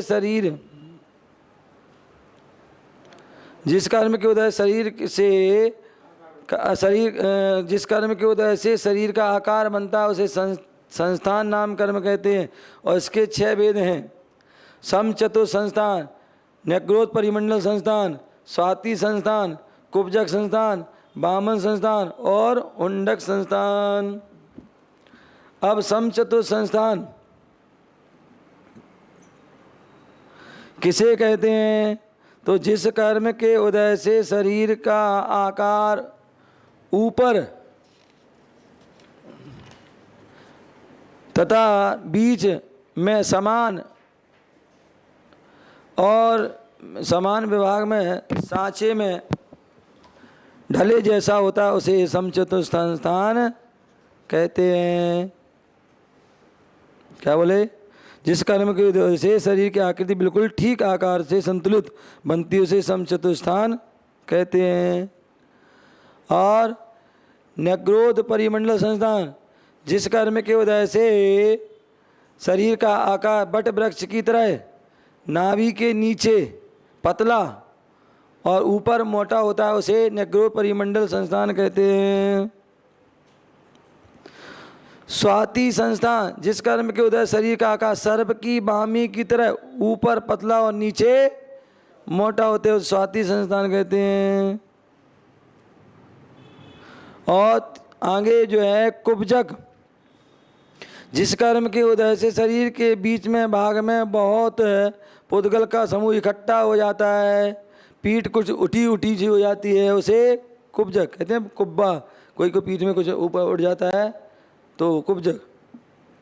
वामन संस्थान, जिस कर्म के उदय से शरीर बौना रहता है उसे वामन संस्थान कहते हैं। हुंडक संस्थान, जिस कर्म के उदय शरीर के अंगोपांग किसी खास आकार के नहीं होते हैं, बेडोल होते हैं, उसे हुंडक संस्थान नाम कर्म कहते हैं। सहनन नाम कर्म, जिस कर्म के उदय से हड्डियों में बंधन में विशेषता होती है उसे सहनन नाम कर्म कहते हैं। उसके 6 भेद होते हैं। वज्र विषभ नारा सहनन, वज्र नारा सहनन, नारा सहनन, अर्धनारा सहनन, कील सहनन और असंप्राट का सपाट का सहनन। वज्र विषभ नारा सहनन, जिस कर्म के उदय से वज्र बेष्टित नाराज कील और सहनन हड्डी वज्र के समान अभेद होते हैं उसे वज्र विषभ नारा सहनन कहते हैं। वज्र नारा सहनन, जिस कर्म के उदय से कीले या हाड़ तो वज्र के समान होते हैं परंतु बेष्टम वज्र के समान नहीं होते हैं उसे वज्र नारा सहनन कहते हैं। नारा सहनन, जिस कर्म के उदय से सामान्य बेष्टन और कीले सहित हाड़ होते हैं उसे नारा सहनन कहते हैं। अर्धनारा सहनन, जिस कर्म के उदय से हड्डियों की संधियां अर्ध कीलित होती हैं उसे अर्धनारा सहनन कहते हैं। कील सहनन, जिस कर्म के उदय से हड्डियां परस्पर कीलित होती हैं उसे हड्डी कील सहनन कहते हैं। और असंप्राट का सपाट का सहनन, जिस कर्म के उदय जुदी जुदी हड्डियां नसों से बंधी होती हैं परस्पर में कीलित नहीं होती हैं उसे असंप्राट का सहनन कहते हैं। हम सभी का जो सहनन है वो क्या है? असंप्राट का सपाट का सहनन। स्पर्श, जिस कर्म के उदय से शरीर में स्पर्श होता है उसे स्पर्श नाम कर कहते हैं। उसके 8 भेद हैं। कोमल, कठोर, गुरु, लघु, शीत, उष्ण, स्निग्ध और रुक्ष, हल्का भारी, कड़ा नरम, रूखा चिकना, ठंडा गरम। तो रस, जिस कर्म के उदय से शरीर में रस होता है उसे रसना नाम कर्म कहते हैं, रस नाम कर्म कहते हैं। उसके 5 भेद हैं। तिक्त माने चरपरा, कटुक माने कड़वा, कसाय कसायला, अम्ल माने खट्टा और मधुर माने मीठा। ये जो है 5। गंध, जिस कर्म के उदय से शरीर में गंध प्रकट होती है उसे गंध नाम कर्म कहते हैं। उसके 2 भेद हैं। सुगंध और दुर्गंध। वर्ण जिस कर्म के उदय से शरीर में वर्ण रूप होते हैं उसे वर्ण नाम कर। इसके भी 5 भेद हैं। नीला और शुक्ल माने सफ़ेद, कृष्ण माने काला, रक्त माने लाल और पीत माने पीला।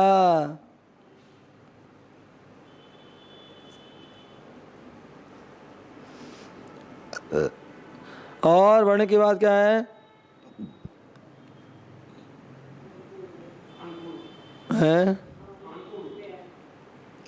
स्पर्श रथ गंड वर्ण।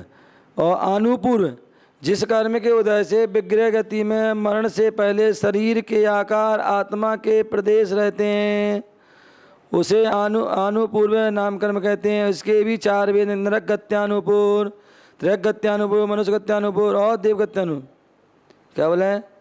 जिस कर्म के उदय से विग्रहति में मरण से पहले शरीर के आकार आत्मा के प्रति रहते हैं उसे अनुपूर्व। बोले व्यक्ति कोई मनुष्य देव गति में जा रहा है तो जो मरण के समय मनुष्य गति में था तो उसके जो आत्मा के प्रदेश अभी जो है वैसे ही हैं तो उसको क्या कहते हैं? अनुपूर्व कहते हैं। और उसके नरक गत्यानु, त्रिक गत्यानु, मनुष्य गत्यानु और देव गत्यानुपूर्व ऐसे उसके भेद हैं। नरक गत्यानु जिस समय मनुष्य या त्र्यंच मरकर नरक गति की ओर जाता है उसके आत्मा के प्रदेशों का आकार वैसा ही बना रहता है जैसा उसके पूर्व शरीर का था जिसे वह छोड़कर आया है। उस आकार को नरक गत्यानुपूर्व कहते हैं। इसी प्रकार अन्य भेदों के लक्षण को भी जानना चाहिए। अगुरु लघु नाम कर्म किस जो कर्म के उदय से जीव का शरीर लोहे के गोले की तरह भारी और आग की रुई की तरह जो है हल्का नहीं होता है उसे अगुरु लघु नाम कर्म कहते हैं।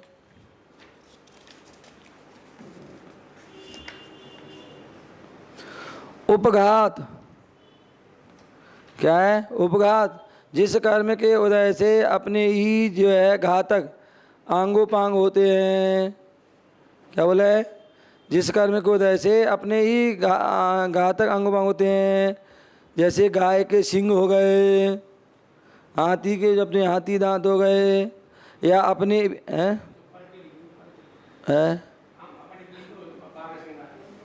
क्या है? जिस कर्म के उदय से अपने ही जो है घातक अंग होते हैं अपने लिए होते हैं। अभी उपघात का चल रहा है, परघात नहीं चल रहा है। अरे भैया अपने कई बार अपने उससे भी हो जाता है। अपने नाखून है अपने पैर में लग जाते हैं, नहीं लग जाते हैं? अपने कई बार अपनी जो सींग अपनी उसमें जो है हो जाते हैं तो जो है अपने ही जो अंग से अपना ही जो उसमें घात होता है तो उसे जो है अपघात नाम करें, परघात। और जिस कर्म के उदय से दूसरे के घातक अंग उपांग होते हैं उसे परघात कहते हैं। तो वही जो है सिंह आदि से हम दूसरों का भी घात करते हैं, अपने का भी घात होता है। या अपने नाखून हैं अब हम दूसरों को भी करते हैं और कई बार अपने को लग जाते हैं। तो ये तो उपघात से जो है वो अंग अपने को कष्टकारी होते हैं और परघात के उदय होगा तो दूसरों के लिए वो घातक हो जाएंगे। आतप जिस कर्म के उदय से आतपकारी शरीर होता है उसे आतप नाम कर्म के उसका उदय सूर्य के विमानों में होता है विशेष रूप से। उद्योत जिस कर्म के उदय से उद्योत रूप शरीर होता है उसे उद्योत नाम करें जिसका उदय चंद्रमा के विमान में स्थित पृथ्वी का एक जीवों के तथा खद्योत जुगनू आदि जीवों के होता है। उच्छ्वास जिस कर्म के उदय शरीर में उच्छ्वास होता है उसे उच्छ्वास नाम कर कहते हैं।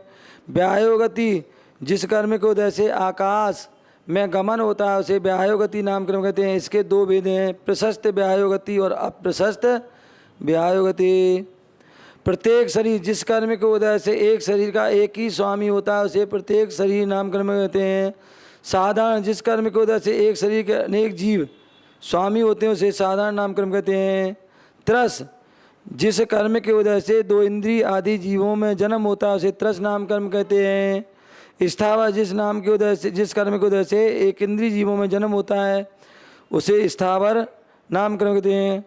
शुभग जिस कर्म के उदय से दूसरे जीवों को अपने से प्रीति होती है। क्या हो रहा है? यदि हमारे शुभग नाम कर्म का उदय है तो उससे क्या होगा? अन्य लोगों को ही जो है अपने में उनकी प्रीति होती है। और दुर्भग है तो जिस कर्म के उदय से रूपादि गुणों से युक्त होने पर भी दूसरे जीवों को अपने से प्रीति, कितने व्यक्ति, कई बार व्यक्ति सुंदर भी है, सब कुछ है, लेकिन फिर भी लोग प्रीति उत्पन्न नहीं हो रही है, क्योंकि कर्म का होता है। कई बार मतलब जो है सुबह का कर्म का होता है तो मतलब सामान्य व्यक्ति भी होगा, सामान्य उससे नक्श नयन होंगे, फिर भी उसमें प्रीति होती, लगा होता है, खिंचाव। सुस्वर जिस कर्म के उदय से सुरीला स्वर होता है उसे सुस्वर नाम कर्म कहते हैं। और जिस कर्म के उदय से खराब स्वर, आजकल जो भी दुस्वर चल रहा है अपना है, दुस्वर कर्म का उदय चल रहा है, इसलिए जो है अच्छा आवाज़ नहीं निकल रही है। तो जिस कर्म के उदय से खराब जो है स्वर होता है उसे दुस्वर नाम कर्म कहते हैं। शुभ, क्या? शुभ जिस कर्म के उदय से मस्तक आदि अवयव सुंदर मालूम होते हैं उसे शुभ नाम कर्म कहते हैं। अशुभ जिस कर्म के उदय से शरीर के अवयव दिखने में मनोहर मालूम नहीं होते हैं अशुभ नाम कर्म कहते हैं।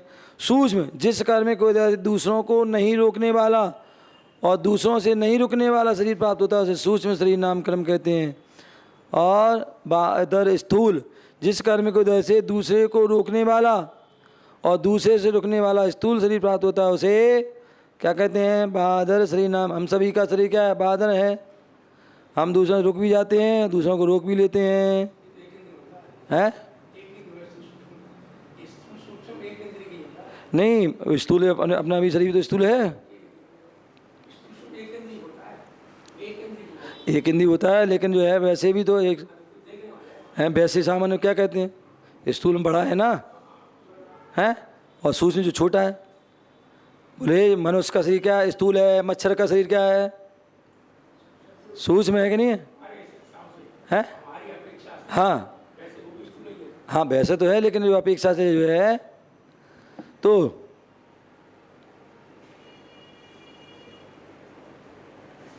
तो जिस कर्म को दूसरे को रोकने वाला तथा रोकने वाला जो है स्थूल जो है शरीर प्राप्त होता है उसे बहादुर शरीर नाम कर्म कहते हैं।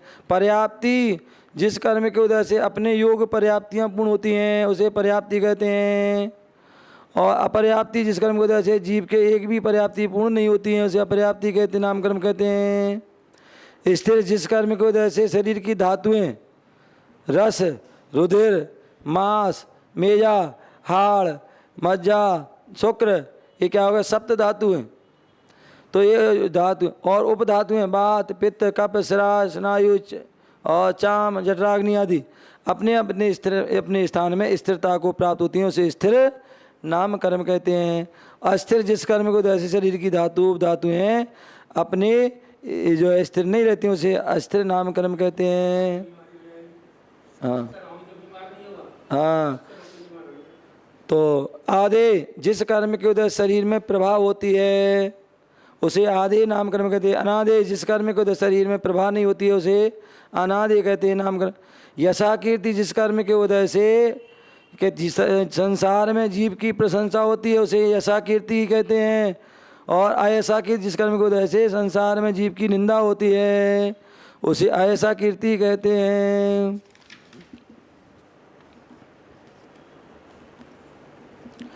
और तीर्थंकृत जिस कर्म के उदय से तीर्थंकर पद की प्राप्ति उसे तीर्थंकृत नाम कर्म कहते हैं।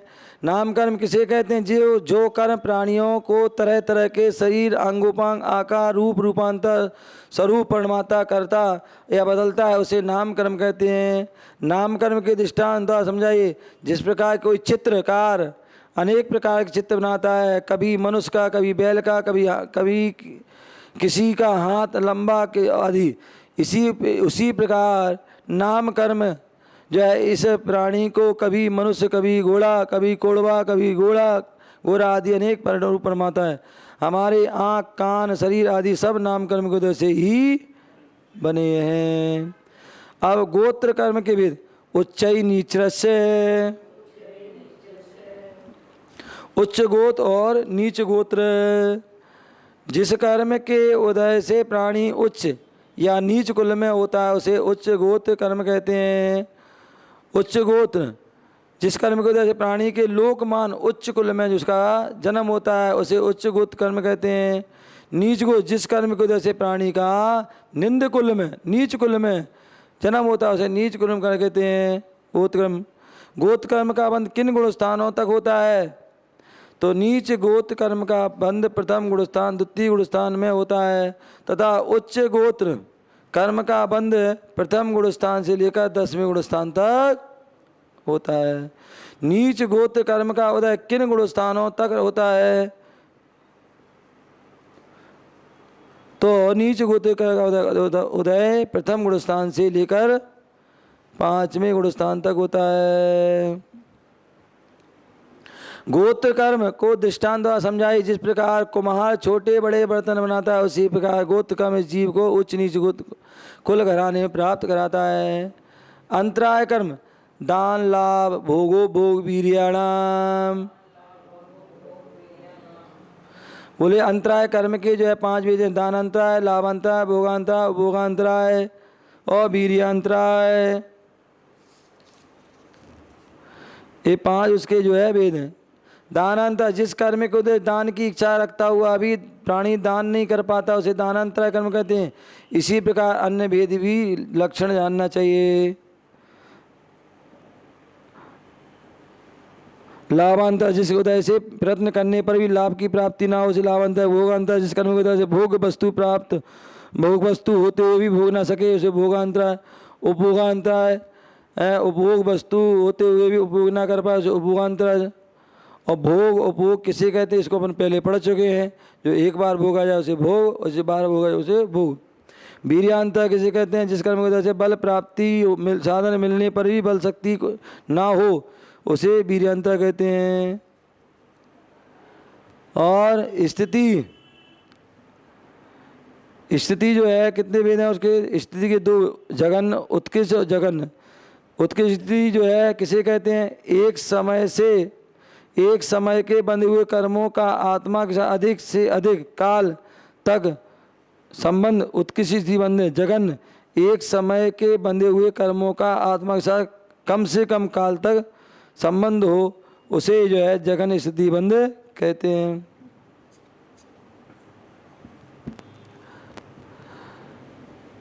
इसका जो है अंतराय कर्म का दृष्टांत।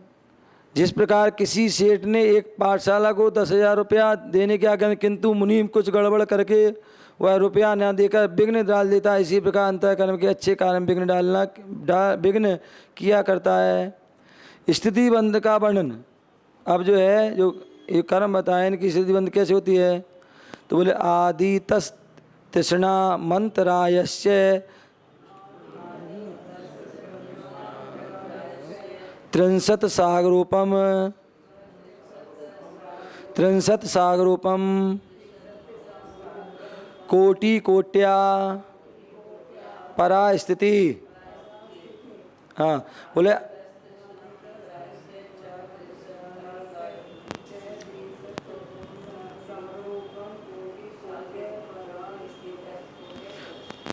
तो यहाँ बोला है कि आदि के जो 3 कर्म ज्ञानावर्णी दर्शनावर्णी और वेदनी। आदि के 3 ज्ञानावर्ण दर्शना वेदनी अंतराय इन 4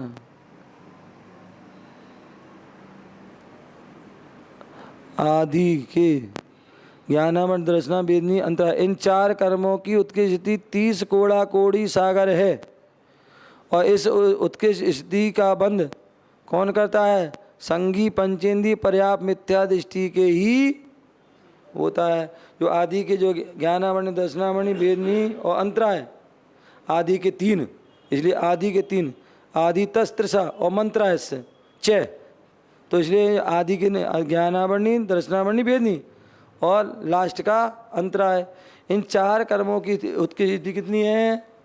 33 कोड़ा कोड़ी सागर 30 कोड़ा कोड़ी सागर की है। इस उत्कृष्ट स्थिति का बंध कौन करता है? बोले पंचेंद्रिय पर्याप्त मिथ्या दृष्टि जीव के ही होता है। कोड़ा कोड़ी किसे कहते हैं?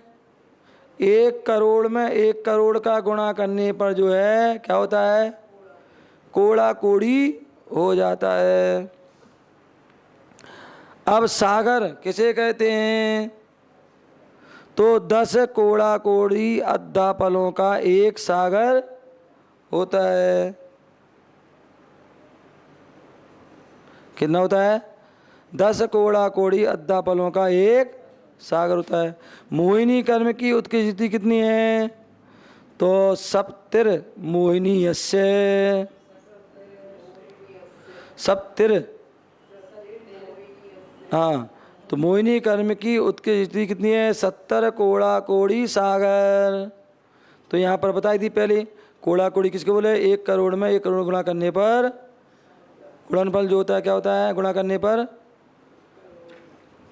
कोड़ा कोड़ी, और सागर जो है 10 कोड़ा कोड़ी अद्धा पलों का एक सागर। इसलिए अब यहाँ पर मोहिनी कर्म की बोला कितनी स्थिति है? उत्कृष्टि 70 कोड़ा कोड़ी सागर। कितनी? 70 कोड़ा कोड़ी जो है सागर की स्थिति मोहिनी कर्म की होती है। सबसे ज़्यादा यदि किसकी होती है? तो मोहिनी, इसलिए उसको राजा कहा जाता है। तो मोहिनी कर्म के दर्शन मोहिनी, चारित्र मोदी आदि 28 वेद पूर्व में कहे हैं। इनकी क्रमशः उत्कृष्ट आदि स्थिति बताते हैं। तो दर्शन मोहिनी कर्म की जगन उत्कृष्टि और उत्कृष्ट कितनी है? तो दर्शन मोहिनी की जगन स्थिति अंतर्मुत और उत्कृष्टि जो है 70 कोड़ा कोड़ी सागर है। क्रोध आदि अनंतानुबंधी क्रोध आदि कषायों का उत्कृष्ट सैन्य का काल कितना है? तो अनंतानुबंधी क्रोध आदि कषाय उत्कृष्ट ठहरने का काल कितना है? संख्यात, असंख्यात और अनंत भाव तक हो सकता है। क्रोध आदि कषाय जगन स्थिति बंद कितना होता है? क्रोध कषाय का जगन स्थिति बंद 2 महीने, और मान का 1 महीने, माया का 15 दिन और लोभ का जो है अंतर्मुत प्रमाण जगन स्थिति बंद। चारित्र मोहिनी कर्म की जगन और उत्कृष्टि कितनी है? तो चारित्र मोहिनी कर्म की जगन स्थिति और अंतर्मुत और उत्कृष्टि कितनी है? 40 कोड़ा कोड़ी सागर की है।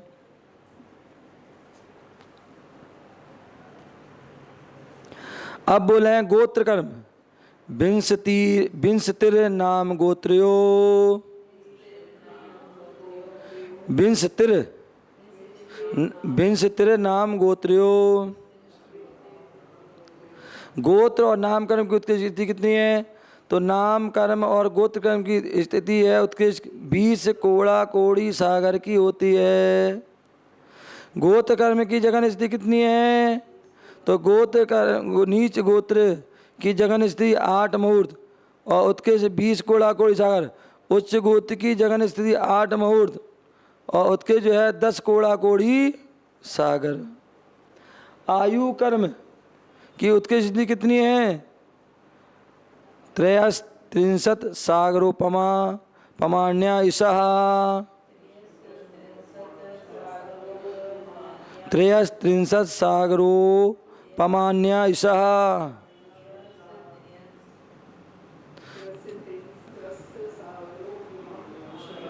पमान्या ईशः। तो यहाँ बोल रहे हैं कि आयु कर्म की उत्कृष्टि कितनी है?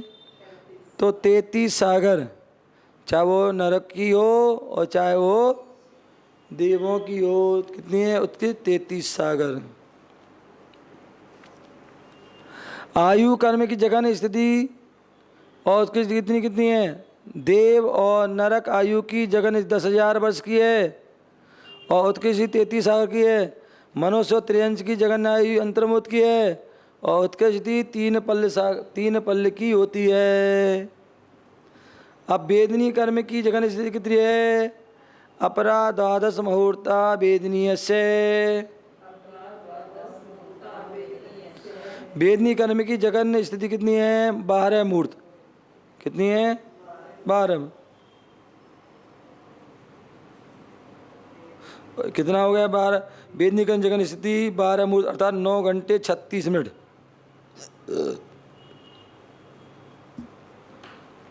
अब यहाँ बोला है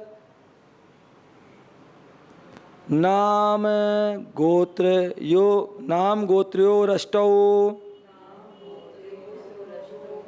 तो नाम व गोत्र की जगन स्थिति कितनी है?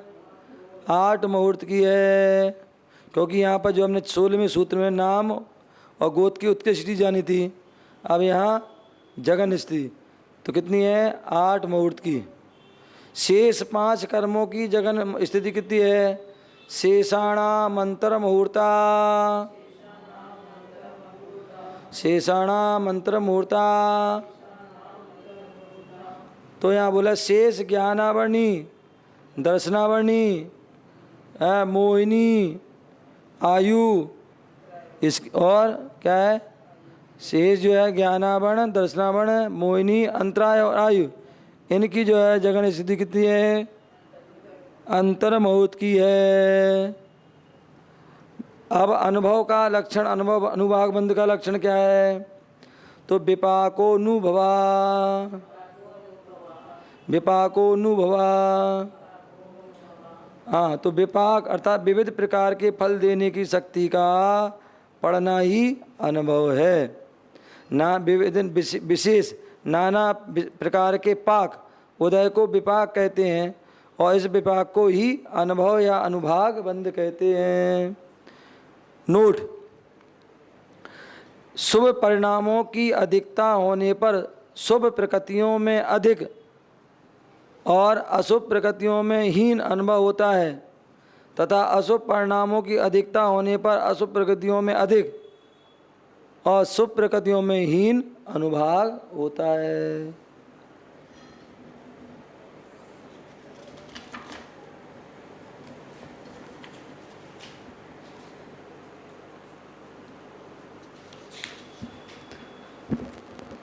तो यहाँ क्या बोल दिया? विपाक अर्थात विविध प्रकार के फल देने की शक्ति का पढ़ना ही अनुभाग है। विपाक किसे कहते हैं? विशिष्ट नाना प्रकार के पाक यानी उदय को विपाक कहते हैं।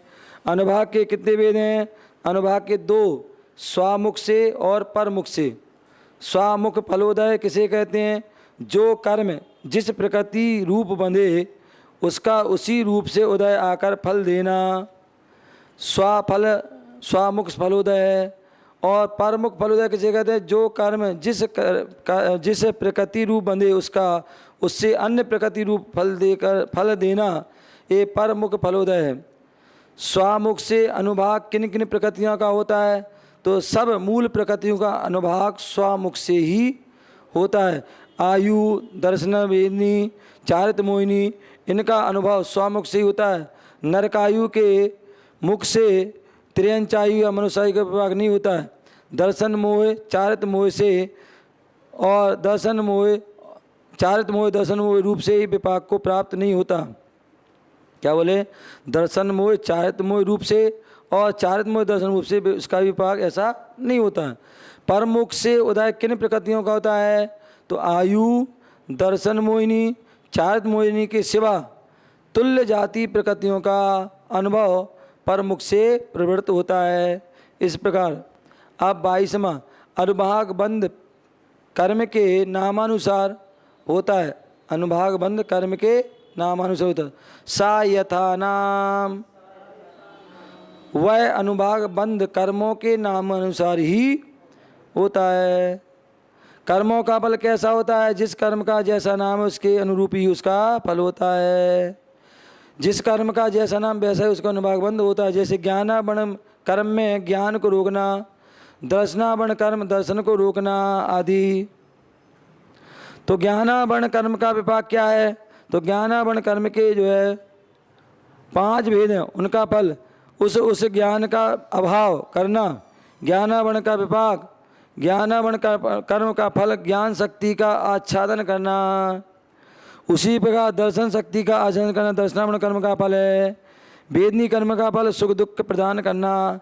मोहिनी का उत्पादन करना मोहिनी कर्म का फल है। मोह का उत्पन्न करना मोहिनी कर्म का फल है। आयु का विपाक, आयु कर्म का विपाक भाव धारण करना है। नाम कर्म का विपाक नाना प्रकार के शरीर की रचना अनुभव करना है। गोत्र का विपाक गोत्र कर्म का उच्च नीचत्व का अनुभव कराना है। अंतराय कर्म का फल विघ्नों का अनुभव कराना है। इस प्रकार से अब जो है यहाँ पर बता रहे हैं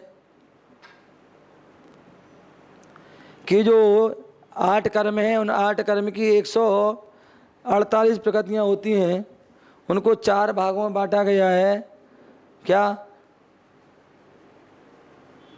जीव विपाकी, पुद्गल विपाकी, भव विपाकी और क्षेत्र विपाकी। जीव विपाकी जिसका फल जीव को उपयोग आदि शक्ति में हो उसको जीव विपाक कहते हैं। पुद्गल विपाकी जिस कर्म का फल शरीर में होता है उसे पुद्गल विपाक कहते हैं। भव विपाकी जिस कर्म का फल पर्याय में होता है उसे भव विपाकी कहते हैं। क्षेत्र विपाकी इसका फल विग्रह गति में जीव के प्रदेशों के आकार रूपी होता है। अब जीव विपाकी कर्म प्रकृतियाँ कौन सी हैं? तो जो है उसकी बोल दिया है, जीव विपाकी जो है प्रकृतियाँ 148 प्रकृतियों में से 4 घातीय कर्मों की 147, वेदनी की 2, गोत्र की 2, नाम की 27, गति टोटल मिलाकर के जो उनकी जो है 68 प्रकृतियाँ जो जीव विपाकी होती हैं। और पुद्गल विपाक जी कितनी होती हैं? तो शरीर, बंधन, संगा, संस्थान, शयनन, संस्थान, अंगोपांग, स्पर्श, रस आदि जो है स्थिर अस्थिर, शुभ अशुभ, लघु अलघु, प्रघात उपघात, उद्योत, आतप, निर्माण, ये टोटल मिलाकर 62 प्रकृतियाँ हैं। भव विपाकी प्रकृतियाँ कौन सी हैं? तो आयु कर्म की 4 जो है नरक, त्रियंज, देव, मनुष्य आदि। क्षेत्र विपाकी की प्रकृतियाँ कौन सी हैं? तो उसकी भी 4 अनुपूर्वी प्रकृतियाँ क्षेत्र विपाकी हैं। अब यहाँ बोल रहे हैं ततश्च निर्जरा, ततश्च निर्जरा, तो वह बोल रहे हैं इसके बाद कर्मों की निर्जरा होती है। क्या होती है? कर्मों की निर्जरा। तीव्र मंद या मध्यम फल दे चुकने के बाद कर्मों की निर्जरा हो जाती है। अतः कर्म उदय में आकर आत्मा से पृथक हो जाता है। फल देने के बाद निर्जरा किसे कहते हैं? जो खाया हुआ आहार पचकर झड़ जाता है, वैसे ही कर्म अपना फल देकर जो है झड़ जाता, उसे निर्जरा कहते हैं। निर्जरा के कितने भेद हैं? तो यहाँ बता रहे हैं, तो जो है निर्जरा के 2 भेद हैं, सविपाक निर्जरा, अविपाक निर्जरा। सविपाक निर्जरा फल देकर स्थिति पूर्ण होने पर आत्मा से कर्म के पृथक हो जाने को सविपाक। अविपाक निर्जरा उदय काल प्राप्त न होने पर भी तप आदि द्वारा उपायों से कर्मों के खिपा देने को अविपाक निर्जरा कहते हैं। उदाहरण सविपाक विपाक का, जैसे पेड़ पर लगा हुआ आम स्वयं ही पककर गिर जाता है, वह सविपाक निर्जरा। उसे पेड़ से तोड़कर फल पाल में दबाकर उसे जल्दी पका लिया जाता है, उसे अविपाक निर्जरा कहते हैं। इस सूत्र में 4 शब्द क्यों दिया है? निर्जरा के दूसरे भी हेतु का बोध कराने के हेतु सूत्र में 4 शब्द दिया है। अर्थात विपाक पूर्वक भी निर्जरा होती है, दूसरी तरह से अथवा अन्य कारण से भी निर्जरा होती है। अब प्रकृति बंध का लक्षण बता रहे हैं। प्रकृति बंध का लक्षण क्या है? नाम प्रत्यय सर्वतो योग विशेषात सूक्ष्म क्षेत्रावगाहिता सर्वात प्रदेशेषु नंतानंत प्रदेशा।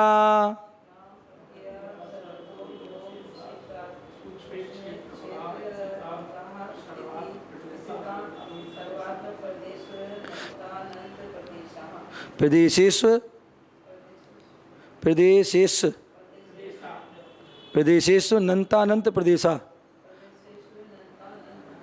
तो इस प्रकार से तो यहाँ बोला है नाम प्रत्यय ज्ञाना वर्णादि कर्म प्रकृतियों के कारण सर्वथा सब ओर से अथवा देव नारकादि समस्त भवों से योग विशेषता मन वचन काय रूप योग की विशेष से सूक्ष्म क्षेत्रावगाहिता सूक्ष्म तथा जो है एक क्षेत्रावगाह रूप से स्थित सर्वात प्रदेशेषु जो है आत्मा के संपूर्ण प्रदेशों में अनंतानंत प्रदेशा जो कर्म रूप पुद्गल के अनंत प्रदेश हैं उनको प्रदेश बंध कहते हैं। नोट, इस सूत्र में प्रदेश बंध के विषय में होने वाले निम्न 6 प्रश्नों का समाधान किया गया। किसमें कारण है, किसमें कारण है, किस समय होता है, किस कारण से होता है, किस स्वभाव वाला होता है, किसमें होता है, कितनी संख्या होती है। ये जो प्रश्न है इनके आंसर इसमें दिए गए। तो आत्मा का योग विशेषण द्वारा त्रिकाल में बदने वाले ज्ञाना वर्णादि कर्म प्रकृतियों के कारणभूत आत्मा के प्रदेशों में व्याप्त होकर कर्म रूप परिणमय योग सूक्ष्म आत्मा के प्रदेशों में दूध पानी की तरह एक होकर स्थित रहने वाले तथा अनंतानंत प्रदेशों का प्रमाण लिए प्रदेश बंध रूप पुद्गल स्कंदों को क्या कहते हैं? प्रदेश बंध कहते हैं।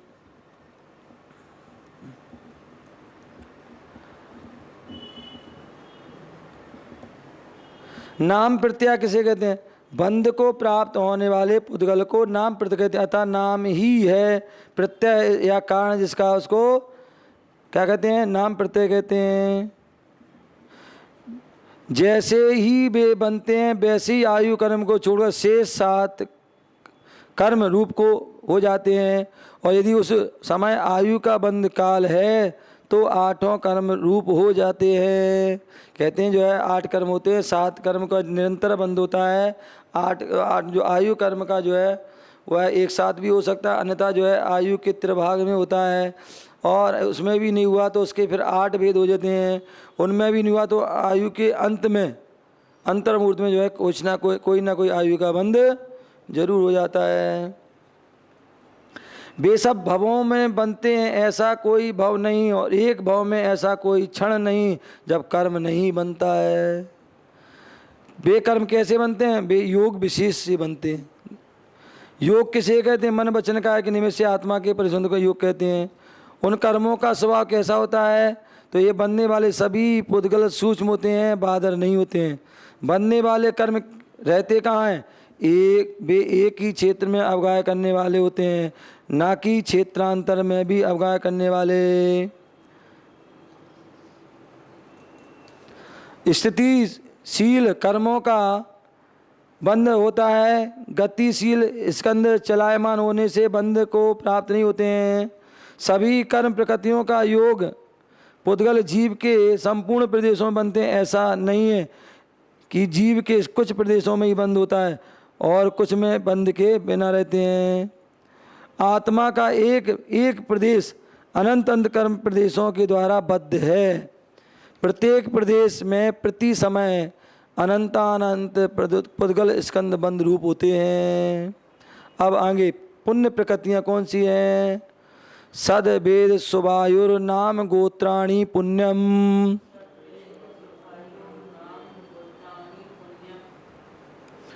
क्या बोले हैं? सदवेद सुवायु नाम गोत्राणी पुण्यम। 7 वेदनी सुवायु शुभ नाम और शुभ गोत्र, ये जो है क्या है? ये प्रकृतियाँ पुण्य रूप प्रकृति। कौन सी प्रकृतियाँ पुण्य रूप हैं? 7 वेदनी सुवायु शुभ नाम शुभ गोत्र, ये प्रकृतियाँ पुण्य रूप हैं। और पुण्य रूप प्रकृतियाँ कितनी होती हैं? कौन सी होती हैं? तो पुण्य रूप 42 प्रकृतियाँ होती हैं। कितनी होती हैं? 42। 7 वेदनी मनुष्यायु देवायु त्रिंचायु उच्चगोत्र नाम कर्म की अभेद में 37 और भेद में 63। मनुष्य गति देवगति पंचेंद्रिय जाति निर्माण समचतुर संस्थान वज्र विषम नारायण मनुष्य गत्यानुपूर देवगत्यानुपूर अगुरु लघु परघात उच्चास आतप उद्योग प्रशस्त व्यायुगति प्रत्येक शरीर त्रस सुभग सुभग और जो है बहादुर पर्याप्ति स्थिर आदि ऐसा कीर्ति तीर्थंकर। 5 शरीर 5 बंधन 5 संगा 3 अंगोपांग जो है 8 प्रशस्त और 8 स्पर्श 5 रस 2 गंध 5 वर्ण, इस प्रकार 63। भेद विवक्षा में यह 68 पुण्य प्रकृतियाँ हैं, क्योंकि वर्णादि में 16 और शरीर के अंतरंग 5 बंधन 5 संगा, इस प्रकार 26 प्रकृतियाँ घटाने पर 42 हो जाती हैं। 68 में से 42 घटा दे, जो है 26 घटा दे तो 42। अतोन्यत पापम अतोन्यत पापम, तो यहाँ बोला इनसे भिन्न अथा अथाता वेदनी अशुभ आयु और अशुभ नाम और अशुभ गोत्र ये पाप प्रकृतियाँ हैं। विशेषा घातिया कर्मों की समस्त 47 प्रकृतियाँ पाप रूप हैं तथा नाम कर्म की 50 प्रकृतियाँ पाप रूप हैं। इस प्रकार से कितनी हो गई है? घातिया कर्म 47 हो गई तथा नाम कर्म की 50 तो 57। तो इस प्रकार ये जो है लेकिन यहाँ पर 100 कह रहे हैं। यथा स्पर्श रस गंध वर्ण की 20 प्रकृतियाँ पुण्य और पाप रूप होती हैं, अतः पुण्य और पाप प्रकृतियाँ टोटल मिला के 168 हो जाती हैं। मतलब 148 हो गए ही हैं और 20 जो है वो और मिला दी तो 168। हाँ, यहाँ पर बताना है उसकी जो है खुल के कि घातिया कर्मों की 47 असाता वेदनी की 1 नरकायु नीच गोत्र नाम कर्म की 50 क्या हो गई 47 तो जो हो गई है। और उसके बाद असाता वेदनी 1 नरकायु नीच गोत्र और नाम कर्म कितनी हो गई तो 47 से 48 49 50 51 और 50 101 हो गए। नरक गत्यानुपूर्वी तिरंज गत्यानुपूर्वी और 1 इंद्री 2 इंद्री 3 इंद्री 4 इंद्री जाति संस्थान 5 संस्थान जो है समचित्त छोड़ करके और 5 सैनन वज्र विसना छोड़ करके और 20 स्पर्श रसगंध वर्ण की उपघात अप्रशस्त व्यायुगति स्थावर सूक्ष्म अपर्याप्त साधारण स्थिर और अशुभ और दुर्भग दुस्वर अनादि यशाकृति इन व्यक्ति विवक्षा से 100 पाप प्रकृतियाँ हो गई। ठीक है ना। और वैसे 84 हैं क्योंकि वर्णादि के जो है 16 उपभेद घटाने से इसके जो है 84 भेद रहते हैं। इनमें भी सम्यक मिथ्या प्रकृति का बंध नहीं होता है, अतः भेद विवक्षा से 98 हो गई ना, आ गई वही। और वैसे 82 पाप प्रकृतियों का बंध होता है, परंतु इन दोनों प्रकृतियों का सत्य उदय होता है, इसलिए भेद विवक्षा से 100 और अभेद अपेक्षा से 84 प्रकृतियों का सत्य होता है। इस प्रकार से उनका पूरा अलग अलग उल्लेख कर दिया, कौन बंध विवक्षा है, कौन उदय के, कौन सत्य के भेद से। बंध योग प्रकृतियाँ कौन कौन सी हैं तो 16 स्पर्श रस गंध वर्ण की कम और 5 जो है बंधन 5 संघात कम सम्यक मिथ्यात और सम्यक प्रकृति बंद नहीं होता, अतः जो है 16 प्लस 10 2 बराबर 28 प्रकृतियाँ कम होने पर 120 प्रकृतियाँ बंद योग हैं। 148 में 120 कितनी है बंद योग हैं। इस प्रकार से यहाँ पर जो है क्या होगा, यहाँ पर हमने जो है 26 सूत्रों के माध्यम से जो है यहाँ पर बंद का प्रकरण करने वाला 8वां अध्याय जो है यहाँ पर समाप्त हो। मोक्ष शास्त्रे तत्वासूते 8वां अध्याय समाप्त। इस प्रकार से यहाँ का गया। अब आगे हम जो है यहाँ पर 9वां अध्याय जहाँ पर संबर निर्जरा आदि का स्वरूप कहने वाला है उसको आगे कहेंगे। ओम नमः सिद्धेभ्यः।